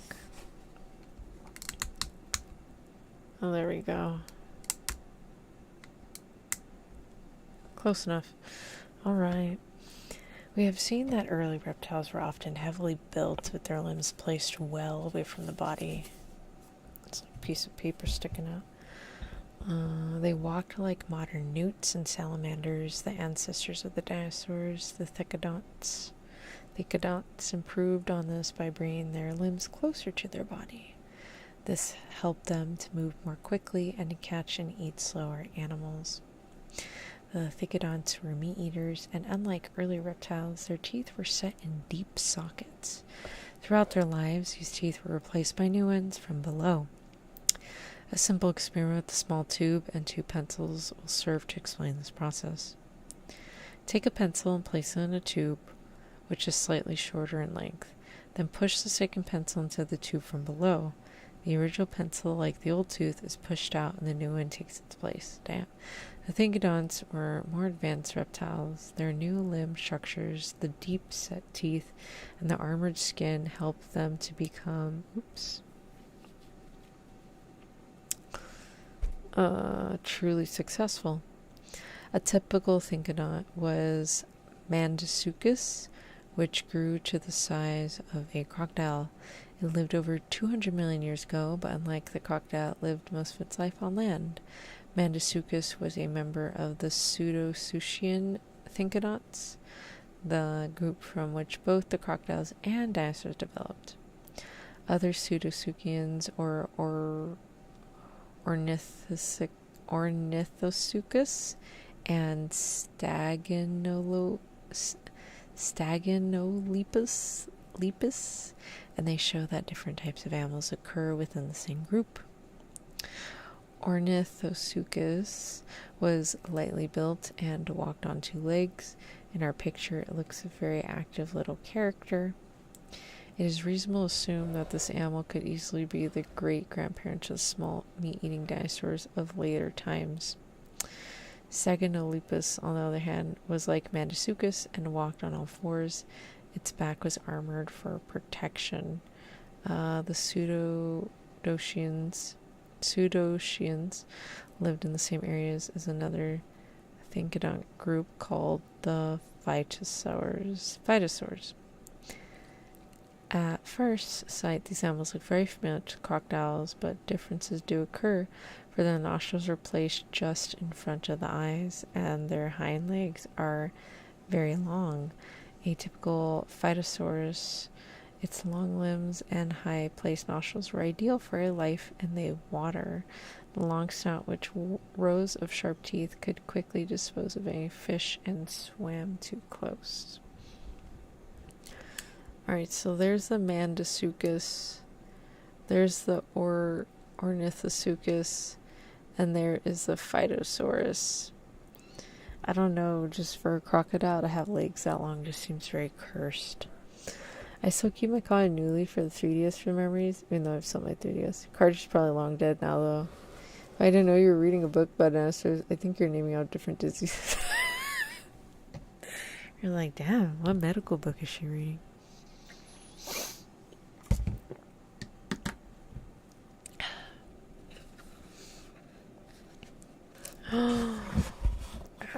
Sorry. Look how pretty. Look at that pretty illustration. Beautiful. Okay. Pretty, pretty, pretty. Okay, so...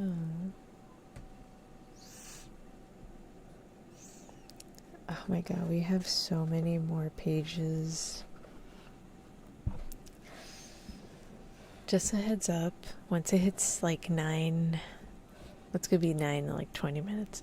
We'll probably go for another 30 minutes and then call it a night because my throat is like really dry. This is why I hate windy season, because it just absolutely obliterates my throat and make it sound like so hoarse, you know?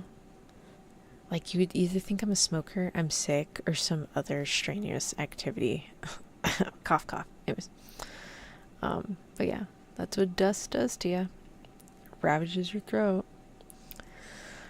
Like the Ornithosuchus and Mandisuchus and Phytosaurus was replaced by more advanced animals by the end of the Triassic period.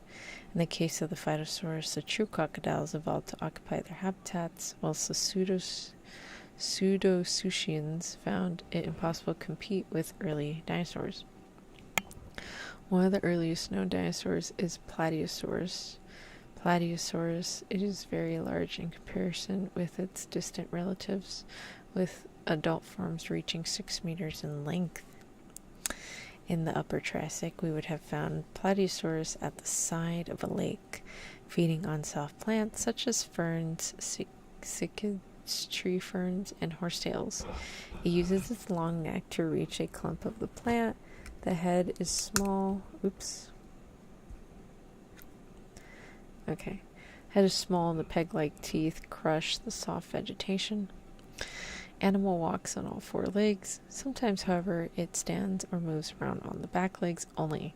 Plateosaurus is very much like the gigantic sauropods of the later times. Make sure to hydrate that. I know. I am.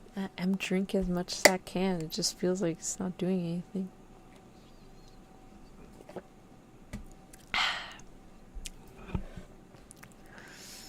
Alright, meat eaters would sometimes force Plateosaurus to seek refuge in the water of the lake. There its bulky form would be quite safe from the more active land-dwelling carnivores. The latter are small for dinosaurs, the adults being around 3 meters in length. The Coelophysis is such an animal. It ran about on 2 legs, the arms were short, and the hands would probably grip lumps of meat. As it eats, the teeth appear to saw through the flesh, each tooth being edged with fine saw-like projections. The appearance of the plateosaur and Coelophysis heralds the start of the long Saurischian history. Both lizard-hipped and bird-hipped dinosaurs had appeared by the end of the Triassic period.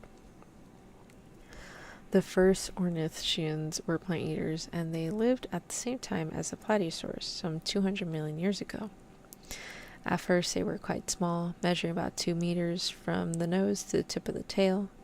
The Heterodontosaurus. See, that one's pronounced correctly. Huh. And the Fabrosaurus illustrate the 2 basic types roam the lands of the southern continent. Interesting. Alright, so we got that little guy. Got that guy. We got these fellas. What is this?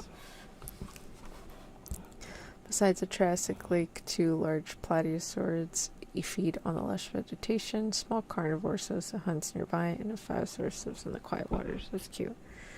Okay, that's the skull. Like trying to. There we go. Saber-like teeth. I guess it's these little things there.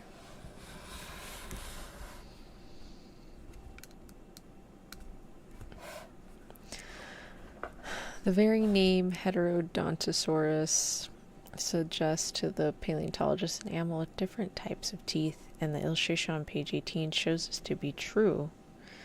Okay, so that was the one we just looked at. The jaws have long saber-like teeth just in front of the more typical grinding types. No, much more likely than they were used. Oh, no, yeah. The saber-like teeth may suggest meat eating, but it is much more likely they were used as digging tools. The modern pig feeds in a similar manner. Fabrosaurus lacks the saber-like dentition of its cousin. It simply cuts and grinds the soft vegetation between rows of flattened teeth.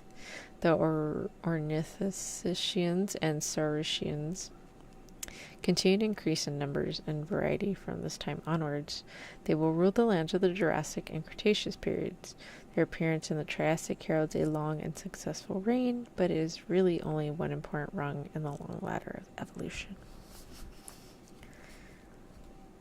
What's the origin story for you saying interdesting? I don't know. There's like certain words that I add a D to. Like I'll say okide or interdesting or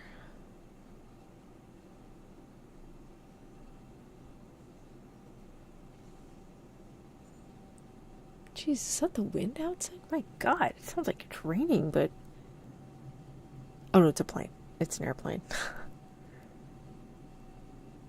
Is it? Yeah, it's an airplane. Damn, that sounds loud. I don't know. I don't know where I got interdesting from. It's just a word I say, I guess. I'll make a t-shirt of it in the future. And oh my God, we got some cute little babies. Look down. Dasically. Dasically, ay, ay.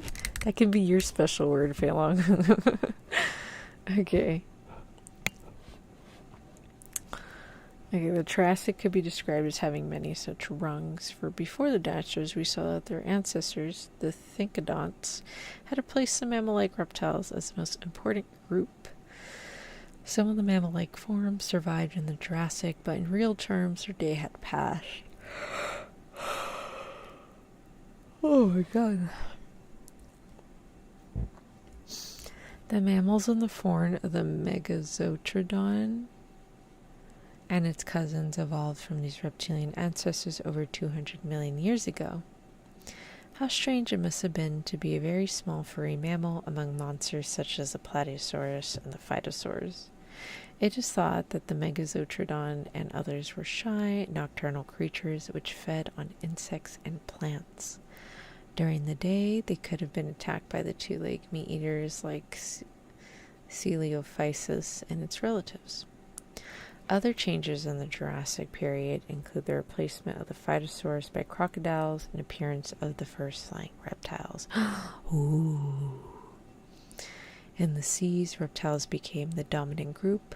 New forms such as the Ichthyosaurus, Plesiosaurus, and turtles appeared in the oceans of the world. The Ichthyosaurs, or fish lizards, were very well adapted for life in the water. Their bodies being beautifully streamlined, they were much more common than either of the other two groups at the end of the Triassic period. The changes in the fossil record that took place in the Triassic have been due to a number of things. Some scientists believe that the dry, arid conditions led to increased competition for food and eventual dominance by the most capable animals. That would actually be a fun t-shirt idea, maybe with a funny graphic, right? Maybe we could have Antonia with like her teeth out, like they do in like those old cartoons on Cartoon Network. Like interdesting or something. I don't know. I'll figure it out. That'd be fun though. We need interdesting to be added to Urban Dictionary. Alright, so the success of the dinosaurs was possibly due to the type of heart they had.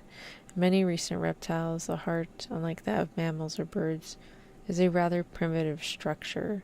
The blood of snakes and lizards is never entirely cleansed of impure substances. This causes the animals to tire quickly and rest frequently. If the dinosaur's heart was more like that of a mammal or a bird, the animal would have been more agile for longer periods of time. This type of heart and placing of the legs nearer to the body would have made the early dinosaurs very superior animals. Hi, Eyeless. Welcome. Just dropping by, say hello. Hello. Stay safe. You stay safe too, Eyeless. Thank you. But with buck teeth and glass, yeah, something like that. Okay, so the tiny mammals. That's the Megazotrodons, little rats. Scientists say important link in the chain of evolution. Okay, so we're going to look at the hearts now. So here's a reptile. Alright, so we have from the body to lungs to body. And then what's the difference between the two? Oh. That's a bunch of like tiny little tubes, but this one's got like 4 distinct tubes. Reptile heart is not separated into 4 distinct chambers. Oh, okay. So this one's only separated into like 1, and this one has like, I mean, it's separated kind of into 2, but this one's kind of into 4. Above is a mammal's heart, 4 clearly separated chambers. I did not know that. That's crazy.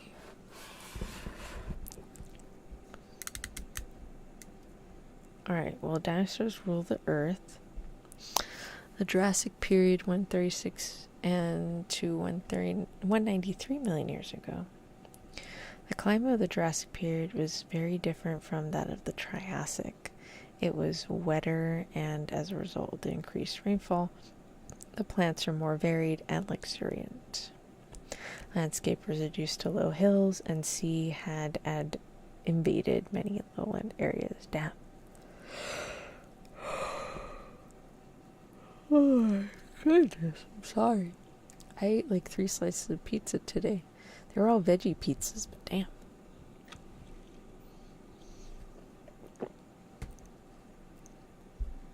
It's because it's Lent, so I'm not allowed to eat meat on Fridays. So I ate a banana and a waffle. And pizza. Alright, so below, during the Jurassic times, the positions of the continents were different from today, and the dinosaurs are spread out over many lands. Okay, so they were like kind of. I like how these are like really sparsed out, and then you got like closer clusters over here. Okay. The seas were warm and shallow and filled with shellfish and vertebrae. They were ideal feeding grounds for the great marine reptiles, such as the plesiosaurus and ichthyosaurus. Near to land, marine crocodiles and turtles searched for food. In the air, the pterodactyls were supreme, their dominance to remain unchallenged until the end of the period in the evolution of the birds. On land, lizards had appeared, and although most of the mammal-like reptiles had vanished, the cat-sized trilodons lived on. Their distant relatives, the shrew-like mammals, were more common but shy and nocturnal in habitat. Of the early dinosaurs, Plateosaurus and the first flesh eaters had gone, their places occupied by new, more spectacular types. In a journey through Jurassic period, we encounter a host of different animals. Scelidosaurus, the limb lizard, roamed the world 185 million years ago. Around the landscape is filled with fern-like animals. The heavily built plant eater pushes the plants aside as it moves forward. Its back is lined with rows of bony plates, and the tail is capped by a row of vertical spines. How strange that an animal this type and size, 4 meters in length, should have such a small head. The Scelidosaurus is a bird-hip dinosaur. Really? So that's what he looks like. With his big-ass clown feet. No, I'm just kidding. They do look really big, though. I never thought about it, but that's like a really long time period. Like between 136 and 193 million years. Just sounds less than it actually is. Oh, I know. Yeah, no, this is like millions and millions of years. But yeah, it's a while ago. pretty large chunk. Ooh, I see another pretty illustration. Here's another baby. Here, like, rawr. This one's a big boy. Real big boy. I'll try and like show it. I can't really show it. Oh god, I should have cleaned my desk. I don't know why. I thought I had enough room. I legitimately thought I had enough space, but I didn't. Oh well. Okay, source of danger to this plant eater rests nearby. It is the 2-legged dinosaur Megalosaurus. How different it looks. The head of it's very large and the teeth sharp and peg-like. When it stands, the first things we notice are the short arms and the strong hind legs. In a sudden burst of activity, it strides forward, the great tail held well above the ground. Megalosaurus is aptly named Big Lizard. This is a Brachiosaurus. Why aren't we looking at the Megalosaurus picture? What? Oh, the Brachiosaurus is covered further down the sentence. Okay. I was like, that's not it. Hi, Bubba. Welcome. How is Cosme's karaoke? Doesn't explain. Leaves. Aye. Have fun. Bye. As a carnivore, Megalosaurus illustrates that the lizard-hip dinosaurs have already separated into flesh and ape plant eaters. For in another land, one of the earliest sauropod or reptile-footed dinosaurs lives. It is named Rotosaurus, and characteristically it has a long neck and a huge body and feeds on plants. Oh, she's going, okay, nice. In a number of years, these giant sauropods will spread throughout the world, their great bodies growing larger than those of any known land animals.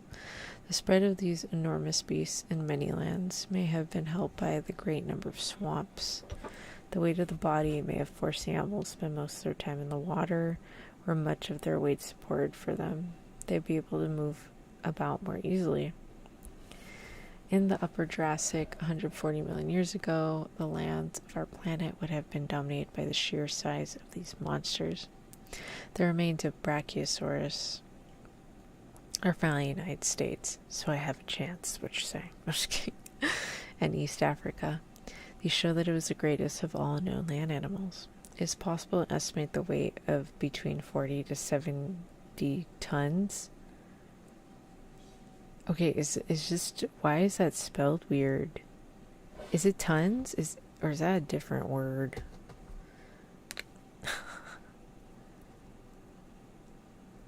Tons or tonus?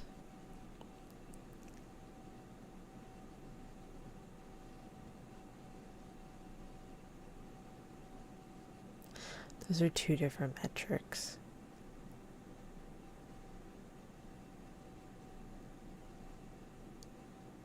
Wait, what?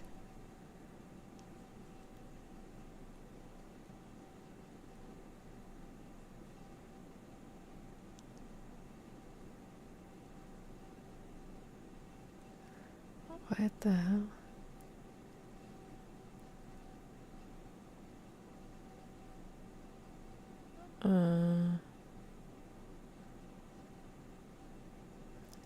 That's a different metric. I had no idea. Like I said, check your backyard. I'll try. I don't think Brachiosaurus is in Texas, so I doubt it. We're known to go big in Texas, but I don't know if we have that big in Texas. We have T-Rex. We have T-Rexes, I think. I think we have T-Rexes in Texas, but I don't think we have other things. Oh my gosh, it's chilly. Wait, what? It's just a different spelling. No, apparently it's a different metric. So there's tons, and then there's tonus, which is they're both metrics, but they weigh differently. Apparently that's for the UK. I think this book might be like from the UK, which explains the metrics. One of my faves is in Texas. Which one? It's literally pronounced the same too, which makes it even more confusing. Oh, is it really? Is it? Why does theirs have like 2 extra letters? See one in life would have been a fantastic experience. Imagine the scene. Yeah, Jurassic Park. No, I'm just kidding. When did Jurassic Park come out? Like the 80s or something? Hold on. And it fits the saying of everything is bigger in Texas. Nice. Oh my god. Hold on. Jurassic. No, it came out in 1993. Oh. Alright, well, I can imagine, because they have those, they have like the VR things, and they have Jurassic Park. Heck, that new Jurassic one brought out that moment. Quetzalcoatlus used to live in what's now Texas. It's the biggest flying reptile ever, and it was like the size of a giraffe. Fuck, wait, those were here? Shit. Those scare me so badly. Oh my god, they're so scary. I don't like that one. That one's my least favorite. I don't know. Like, that one's real. I think that one's like really scary as shit. Like, I think that one's scarier than a T-Rex. I don't like that one. It's so scary. It's so scary. I don't like that one. Yeah, it would like walk around. It's like a back room kind of monster vibe. Like, I don't know how to explain it. I like it though. It's cool. It's kind of scary shit. I didn't know those are in Texas. Oh, that's gonna be so sad. Like, it's my first dinosaur fossil and it's that. Like, I'm gonna be upset because it's like, I'm so scared of you that you happen to be my first. What the heck? Oh my god. God, don't play games with me. It better be a T-Rex or an aquatic one. I swear to goodness, if you let me discover that thing, that's it. You know what? I'm glad humans came to being. You're like, thank God. Just kidding. Thank whatever science. higher power, whatever, worked out the way it did. I mean, we do still have a bunch of like big threat animals, but not as big as like, those guys, I've seen there's a museum that has you can race different things, and one of them is a T-Rex that you can race. And I was watching people run, and I was like, oh, I would have died. That thing would have killed me. Heels be damned, I would have died. I mean, I could run, but can I outrun a dinosaur? Probably not. Alright, let's see. And some of them were very large, so they moved a little slower. But because they were so large, like 25 steps for you is like 1 step for them. So like you'd have to keep continuously running just to outrun one, I think. Okay. The horizon is broken by hills and forests of cycads. Cycads grow down to the edge of the swamp. A huge shadow crosses the sunlit soil. The water is disturbed and the waves lap along the shoreline. The greatest beast of all time walks slowly towards some plants. Brachiosaurus, or the arm lizard, stands before us. Its head is over 12 meters above the ground. The tail disappears into the water some 20 meters away. The head is ridiculously small, placed on the end of a long neck, which the body is very stout and supported on 4 strong legs. Unlike other forms, the front legs are longer than the hind ones, a character which may be of use when standing in deeper waters of the swamp. With you and your rickety bones? I don't think so. Oh, yeah, no, I would have died. Any sort of dinosaur, dragon, whatever, I would have died. Another sauropod, the Diplodocus.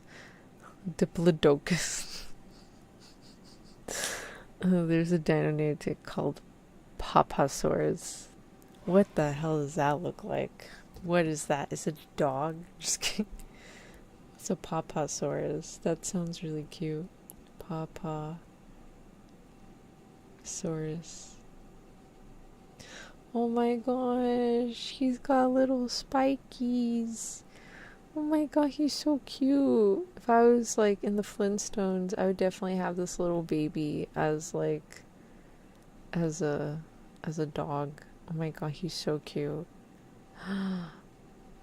Never mind, God. Can I find that one first? Just kidding. Diplodocus sounds like an insult. It probably is. Be like, hey, you Diplodocus.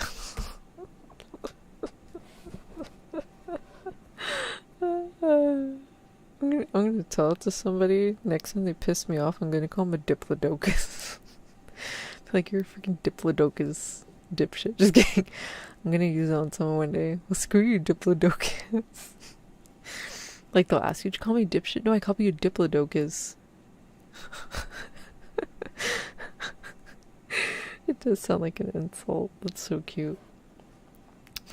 Also lived amongst the swamps of what is now the North American area during the late Jurassic times. It belongs to a different family from the arm lizard, as its front legs are shorter than the hind legs. Okay. The giant brachiosaurus weighed in shallow water, view with which some scientists would disagree. There's a lot of debate. That one is sadly pronounced Diplodocus, and not funny way. Diplodocus. Oh my god, is that the more common pronunciation now? Damn. Y'all, like I said in the beginning, this is an old book, so please take everything you read in this with a grain of salt. I'm still gonna call it the Diplodocus though. Even though it's pronounced Diplodocus, but I'm gonna call it Diplodocus just because it's funny. Diplodocus is longer than any of the other dinosaurs, including Brachiosaurus. The body is lower and slimmer and above 25 meters. And I think they've actually found a bigger one, so it's not the Diplodocus anymore. Oh god. What was it called?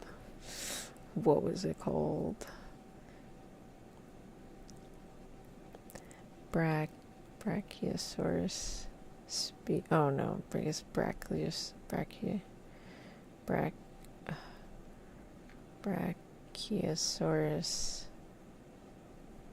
species.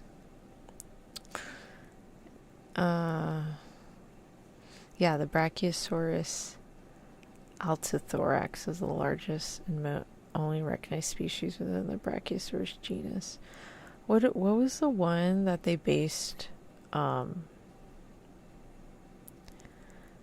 giant Brachiosaurus in new Jurassic Park movie? Titanosaurus. Is that real? Is that like a thing? Is Titanosaurus real?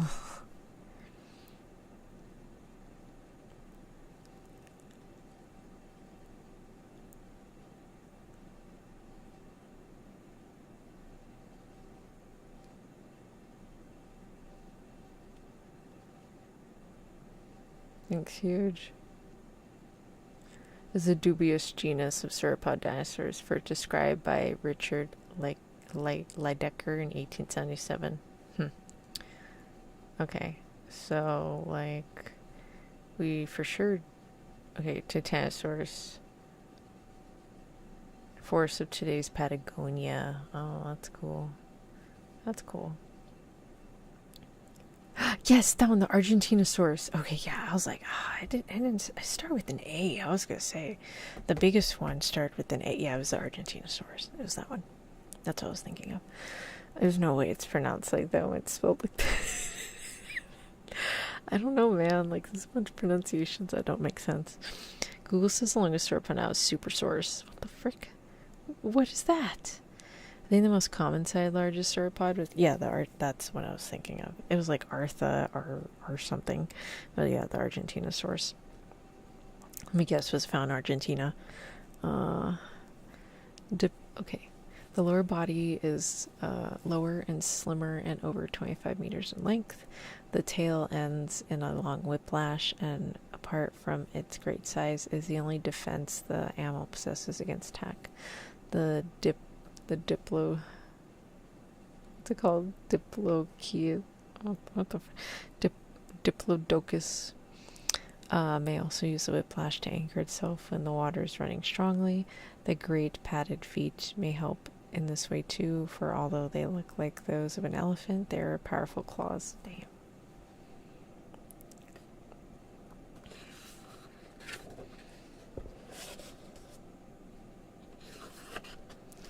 I'm like trying to find when this chapter ends. Oh, okay, cool. Okay, so once we end the chapter, then we will end it. So we're almost done with this chapter. If I recall, all three of those are found in South America, if not all Argentina. Oh, shit. Well, I mean, I've seen like way too many crazy videos to like, I would probably not go to South America personally. That's just me. But I mean, they have really beautiful ruins and stuff over there, and a bunch of historical archaeological stuff. I just personally would not go. Oh my god. The Diplomasaur, yeah. Alright. When feeding, the huge reptile would rake water weeds of other plants into its mouth. These two... I don't like... I need this like closer. Oh, here we are. Okay, perfect. Okay. Or other plants into its mouth. The teeth are small and unsuited to any task other than eating self-vegetation. A small head is again typical of the sauropods and can only contain a very small brain. They had tiny brains. Perhaps at the time they needed to move to new feeding grounds because conditions around them were deteriorating. Their intelligence was such that they forgot what to do and gradually... Oh, God. So fucking sad.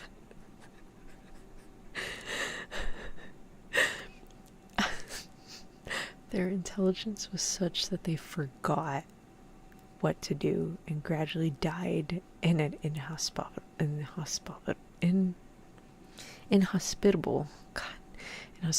area. From the evidence available, it was known that no second brain was present near the tail of the sauropods to help them think and appreciate change. The misbelief that exists on this point is because the nerves to the legs are very big, and where they met, the swelling was much larger than the brain itself. Wow. Alright, well, you were right, feeling they're kind of dumb. So dumb, they forgot to move when they ran out of food. Jesus. Oh, God. Apatosaurus, the deceptive lizard, lived at the same time as the other two giants. It was lighter than Brachiosaurus, shorter than Diplodocus, and its brain was smaller than theirs. When one emerged from its watery home to lay eggs, the great carnivores could look forward to a very large meal. These poor babies. That's my favorite dinosaur now. Oh, that's so sad. Those poor babies. Oh, God. Alright, so here are the heads of the sauropods. These heads of giant sauropods show the shape of the skull and position of facial muscles. That's cool. These are very detailed. Many scientists believe that the large bipedal meat eaters, such as the Allosaurus, scavenged on its carcasses that had been killed or had died weeks before. Damn. Wasn't Allosaurus like really tiny? The way they scavenged a lot. For, like the other sauropods, Apatosaurus was defenseless against the attack of a determined meat eater once it had stepped onto land. Under attack, the beast would try to move away, back to safety of the swamp, the great tail lashing at its tormentor. But the cunning of a dinosaur like the vicious Allosaurus, the strange lizard, would be too great, and soon the two would be locked in a terrible battle. Allosaurus moves quickly on its hind legs, and the great jaws seek out the neck of the Apatosaurus. The tail of the plant eater thrashes wildly, and on one occasion Allosaurus is struck across the legs. It reels away under the blow, but soon gathers strength for a final attack.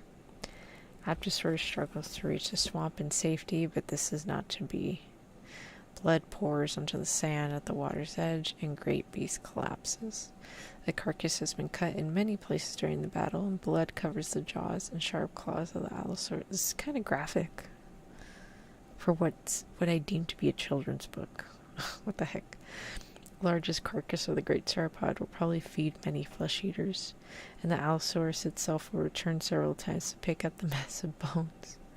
When all the flesh is gone, the meat eater will hunt again, and the plant eaters will again live in fear. That's so sad. Those poor babies. I forgot to eat. I don't know why I'm here. Help. Yes. Wait. Are you pretending that's me? Hey. I'm just kidding. Yeah, that makes sense. Allo was like 30 feet long and 14 feet tall.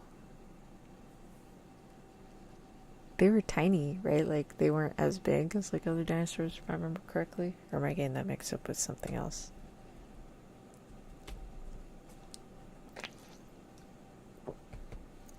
Alright. Well, we got like this guy eating. He's like... That was literally how big my beef bones were. When my beef ribs, like, they were like that big. They were huge. I'll take a picture next time and I'll put my hand so you guys can see how big the beef bones were. I don't know how long they have the special for, but I'll show you guys next time. The Camptosaurus, an ornithopod of two-legged bird hip dinosaur. Cool. Alright. The Camptosaurus, the bent lizard, and its relative fed in the same area as the Allosaurus. Oh, I mean, if you resonate with that, forgetful dinosaur, sure.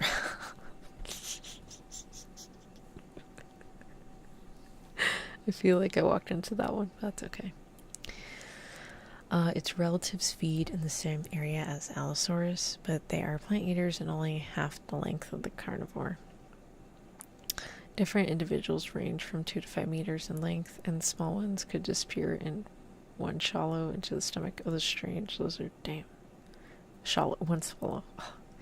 It'd be impossible to eat Stegosaurus, the roof lizard, whole, for its back is lined with great vertical plates, and the short tail is armored with 4 long spikes. Unlike Allosaurus and Camptosaurus, it walks on all fours, and the heavy armors protect it from faster-moving carnivores.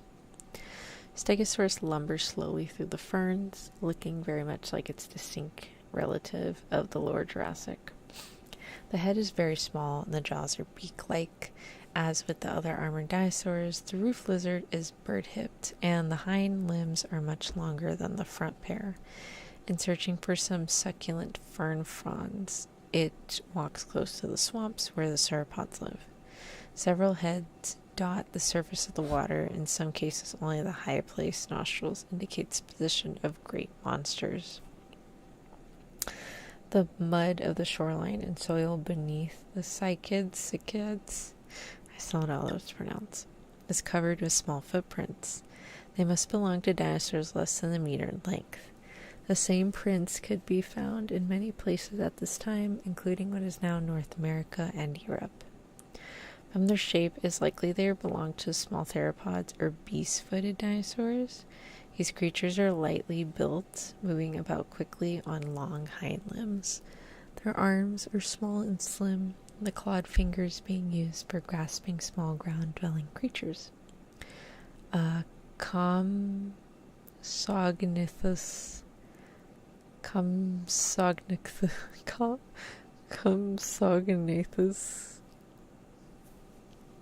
It just sounds like cum suck or something. It feels like a Sigma joke. or D's nuts jokes or something. Is a theropod and is one of the smallest dinosaurs. Their body is less than a meter in length and the skull only 5 centimeters long. Oh my god, that's like a tiny little baby. One of the reasons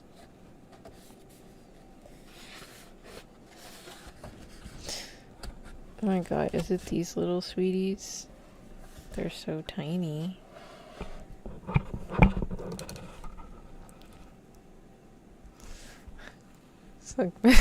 Yes, I think that's a mistake. Oh, is it? It probably is. Do you know the real pronunciation? Why it runs so quickly is it has slender, thin-walled bones. These are strong but light and reduce the weight of the body. Perhaps, can you give me the real pronunciation for that, please? I keep getting Cosmog from, like, Pokemon. Since it's Compsognathus? Am I pronouncing that correctly? Compsognathus, okay. Or its relatives chased and killed small animals. They may even have eaten other reptiles or early primitive birds. Speed would help a lot in hunting, particularly if the animal being chased could fly a little. Such an animal was Archaeopteryx. It was the first bird and lived in the Upper Jurassic. Yeah, okay, thank you. Unlike its descendants, however, it had teeth and claws on the front limbs, which indicate a close relationship to the reptiles. Feathers covered the body and long tail, and these enabled the animal to glide through the air.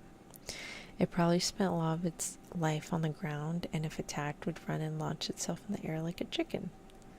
Okay, so that one's a chicken. Sometimes it would climb trees and glide downwards with its wings outspread. And as yet, however, true flight was unknown to these creatures and restricted to flying lizards. There's a Pokemon. Yes, that is a Pokemon.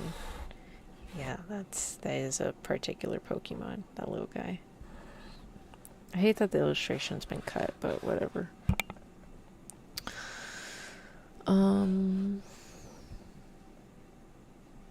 The pterodactyl or pterosaurs lived throughout the Jurassic period and, as noted before, are related to both the crocodiles and the dinosaurs.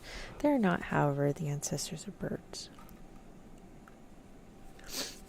These reptiles varied in size across the wings from 12 centimeters to 10 meters.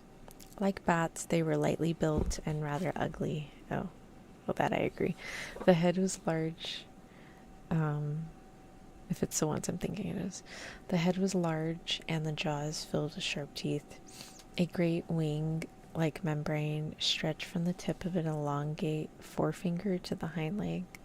The smaller forms probably flew by beating their wings, which the gigantic types use air currents, just like great gliders. All of the pterosaurs were meat eaters, feeding on insects or fish, depending on their size. At first, all the pterodactyls had long tails, but in the upper Jurassic, short-tailed forms appeared. When the skies were shared by beasts such as the Rhamphorhynchus. Okay. And the pterodactyls. That's messed up. Happened to the beauties and the eye of the beholder and all that. I don't know. If I'm thinking of the ones it is, those things are pretty ugly. Hello. Hi, Noctix. Welcome. Of the two pterodactyls, or wing finger was common along the shoreline of the Jurassic seas. It was a small animal about the size of a black bird, and it flew over the waves in search of food, a fish. Now and again, it would swoop down and snatch at fish swimming near the surface. Perhaps it would then return to land and feed the young pterodactyls, which had emerged from eggs laid on an earlier visit. In the waters of the sea, competition for food and fight for survival was dominated by the largest marine reptiles. The fish-like Ichthyosaurus lived all of their lives in warm waters, for although their streamlined bodies were ideal for swimming, they were useless for crawling up the beach to lay eggs. To overcome this problem, the Ichthyosaurs hatched their eggs inside the body and gave birth to young replicas of themselves. Ichthyosaurs look a little like dolphins or porpoises and would probably dive to the depths of Jurassic seas. Rows of sharp pointed teeth indicate that they fed on fish and other animals. The larger Ichthyosaurs grew to 7 meters in length. If we take a look at marine life in Jurassic, we see that the heads of the Ichthyosaurs were longer with large eyes. Alright, so in southern Germany, rocks of Jurassic age contain many fossils, including pterodactyls, Compsognathus, the Arctic, whatever the hell it's called.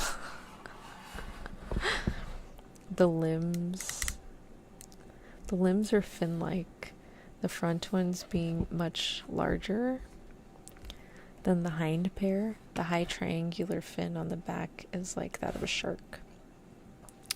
The plesiosaurs swimming nearby are very different animals, although like the Ichthyosaurus, their ancestors were also land dwellers. Some forms had small heads and long necks, while some others, the plesiosaurs, had large heads and short necks. The plesiosaurs grew up to 7 meters in length, with the largest plesiosaurs reached 12 meters. The Cryptocleidos, God, you're right, Phelan, these sound like diseases, is an example of the long-necked plesiosaurs that abounded in Upper Jurassic times. It has a rounded body which is less adapted to life in the sea than that of the Ichthyosaurus. The paddles are much larger and are used for swimming rather than steering. They are also very useful during the difficult journey on the beach to a safe nesting site. Interesting.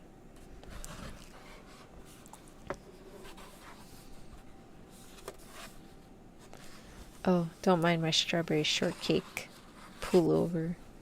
Strawberry shortcake. Oh, you can't see her face. Where's her face? There she is. Mwah. Just kidding. Alright.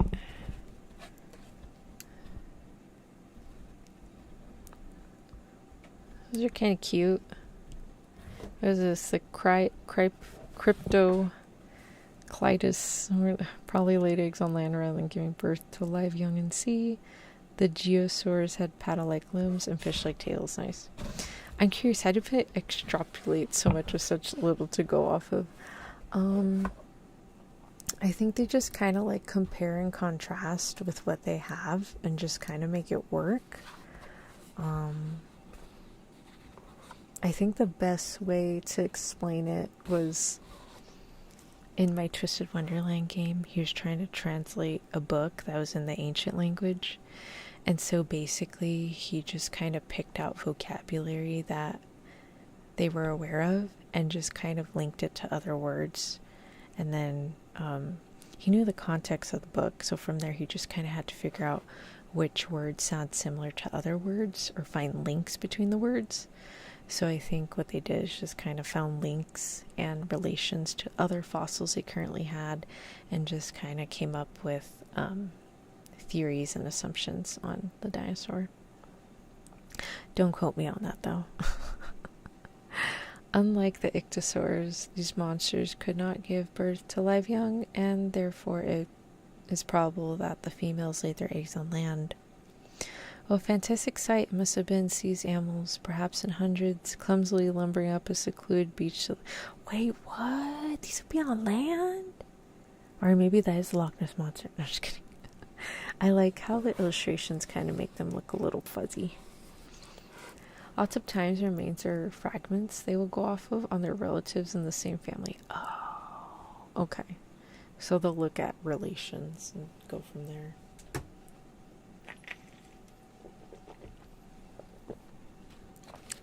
Okay.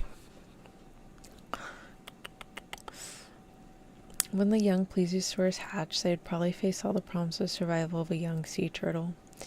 Meat eaters and egg suckers would prey on the eggs and young hatchlings, which pterodactyls would swoop out of the sky and snatch up the unlucky infants as they rush headlong. Oh my god, they were born like sea turtles? I had no idea. That's so sad, but kind of cute.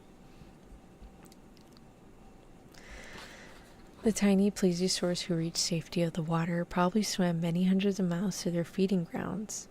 There they would feed and grow until old enough to breed and return to the beach where life for them began. Each generation the cycle would repeat itself. It lasted for many millions of years throughout the Jurassic and Cretaceous periods. During their long presence on this planet, the Plesiosaurus and Ichthyosaurus outlived a variety of marine animals. In the late Jurassic, seagoing turtles and crocodiles developed. The crocodiles that turned to the sea as a way of life were rather strange creatures. They were known as the geosaurs and can be recognized by skeletal features which help them swim and feed. They were unarmored and the limbs were paddle-like. In geosaurs, we see the hind limbs are much longer than the front ones, and the tail is broad and flat.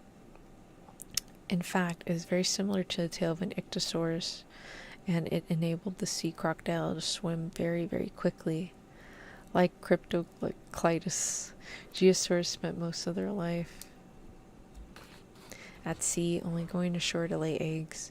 The sea crocodiles became quite common in late Jurassic seas, but whereas the fish lizards and plesiosaurs survived to dominate the Cretaceous, the sea crocodiles were unsuccessful and soon disappeared. The dinosaurs were successful and they survived the passing of the Jurassic period. They crossed the imaginary boundaries of geological time. Even though the climate changed, they continue to rule the world in a Cretaceous time. Ooh, oh, okay, so you kind of had like a little mermaid tail going on. That's cute. Yeah, I can see why he didn't last very long. Okay, well, wait, hold on. How long is this? How long is the Cretaceous?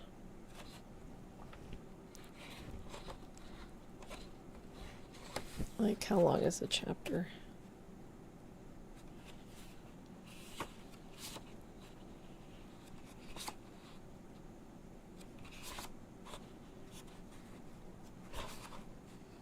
Oh god, that is way too long. That's way too long. Okay.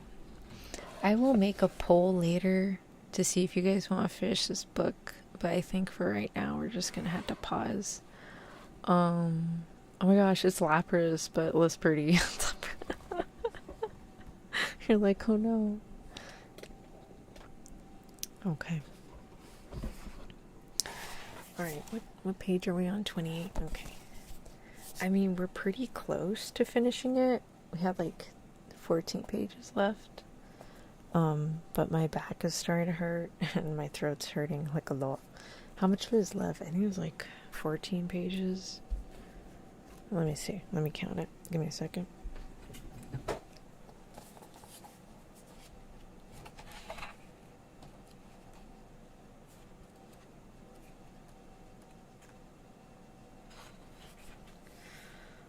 One, two, three, four, 5, 6, 7, 8, 9, 10, 11, 12, 13, 14, 15,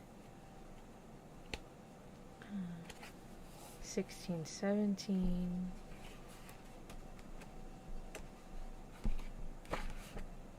Okay, so we had about 17 pages left, but like my back's starting to hurt and my throat's burning, so I think we're gonna have to end it there for today.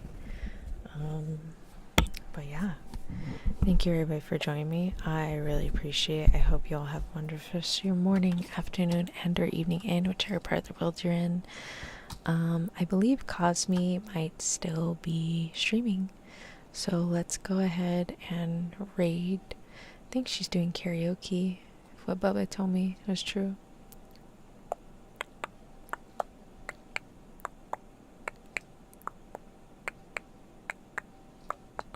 Here she is.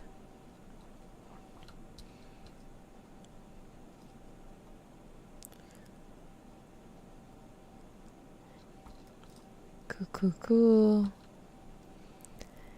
Nice. Okay. Oh, it looks like... Oh, I don't know if she has her song list already out or if that's what she's covered. I can't tell. Oh no, I think she's ending. Oh no. Yeah, I think... No, she's ending. Never mind. Okay, well, I'm just gonna end stream. Thank you for the stream. Thank you for joining me. Digi, I didn't know you knew so much about dinosaurs. Thank you for helping us out and understanding dinosaurs a little better. I appreciate that. Thank you.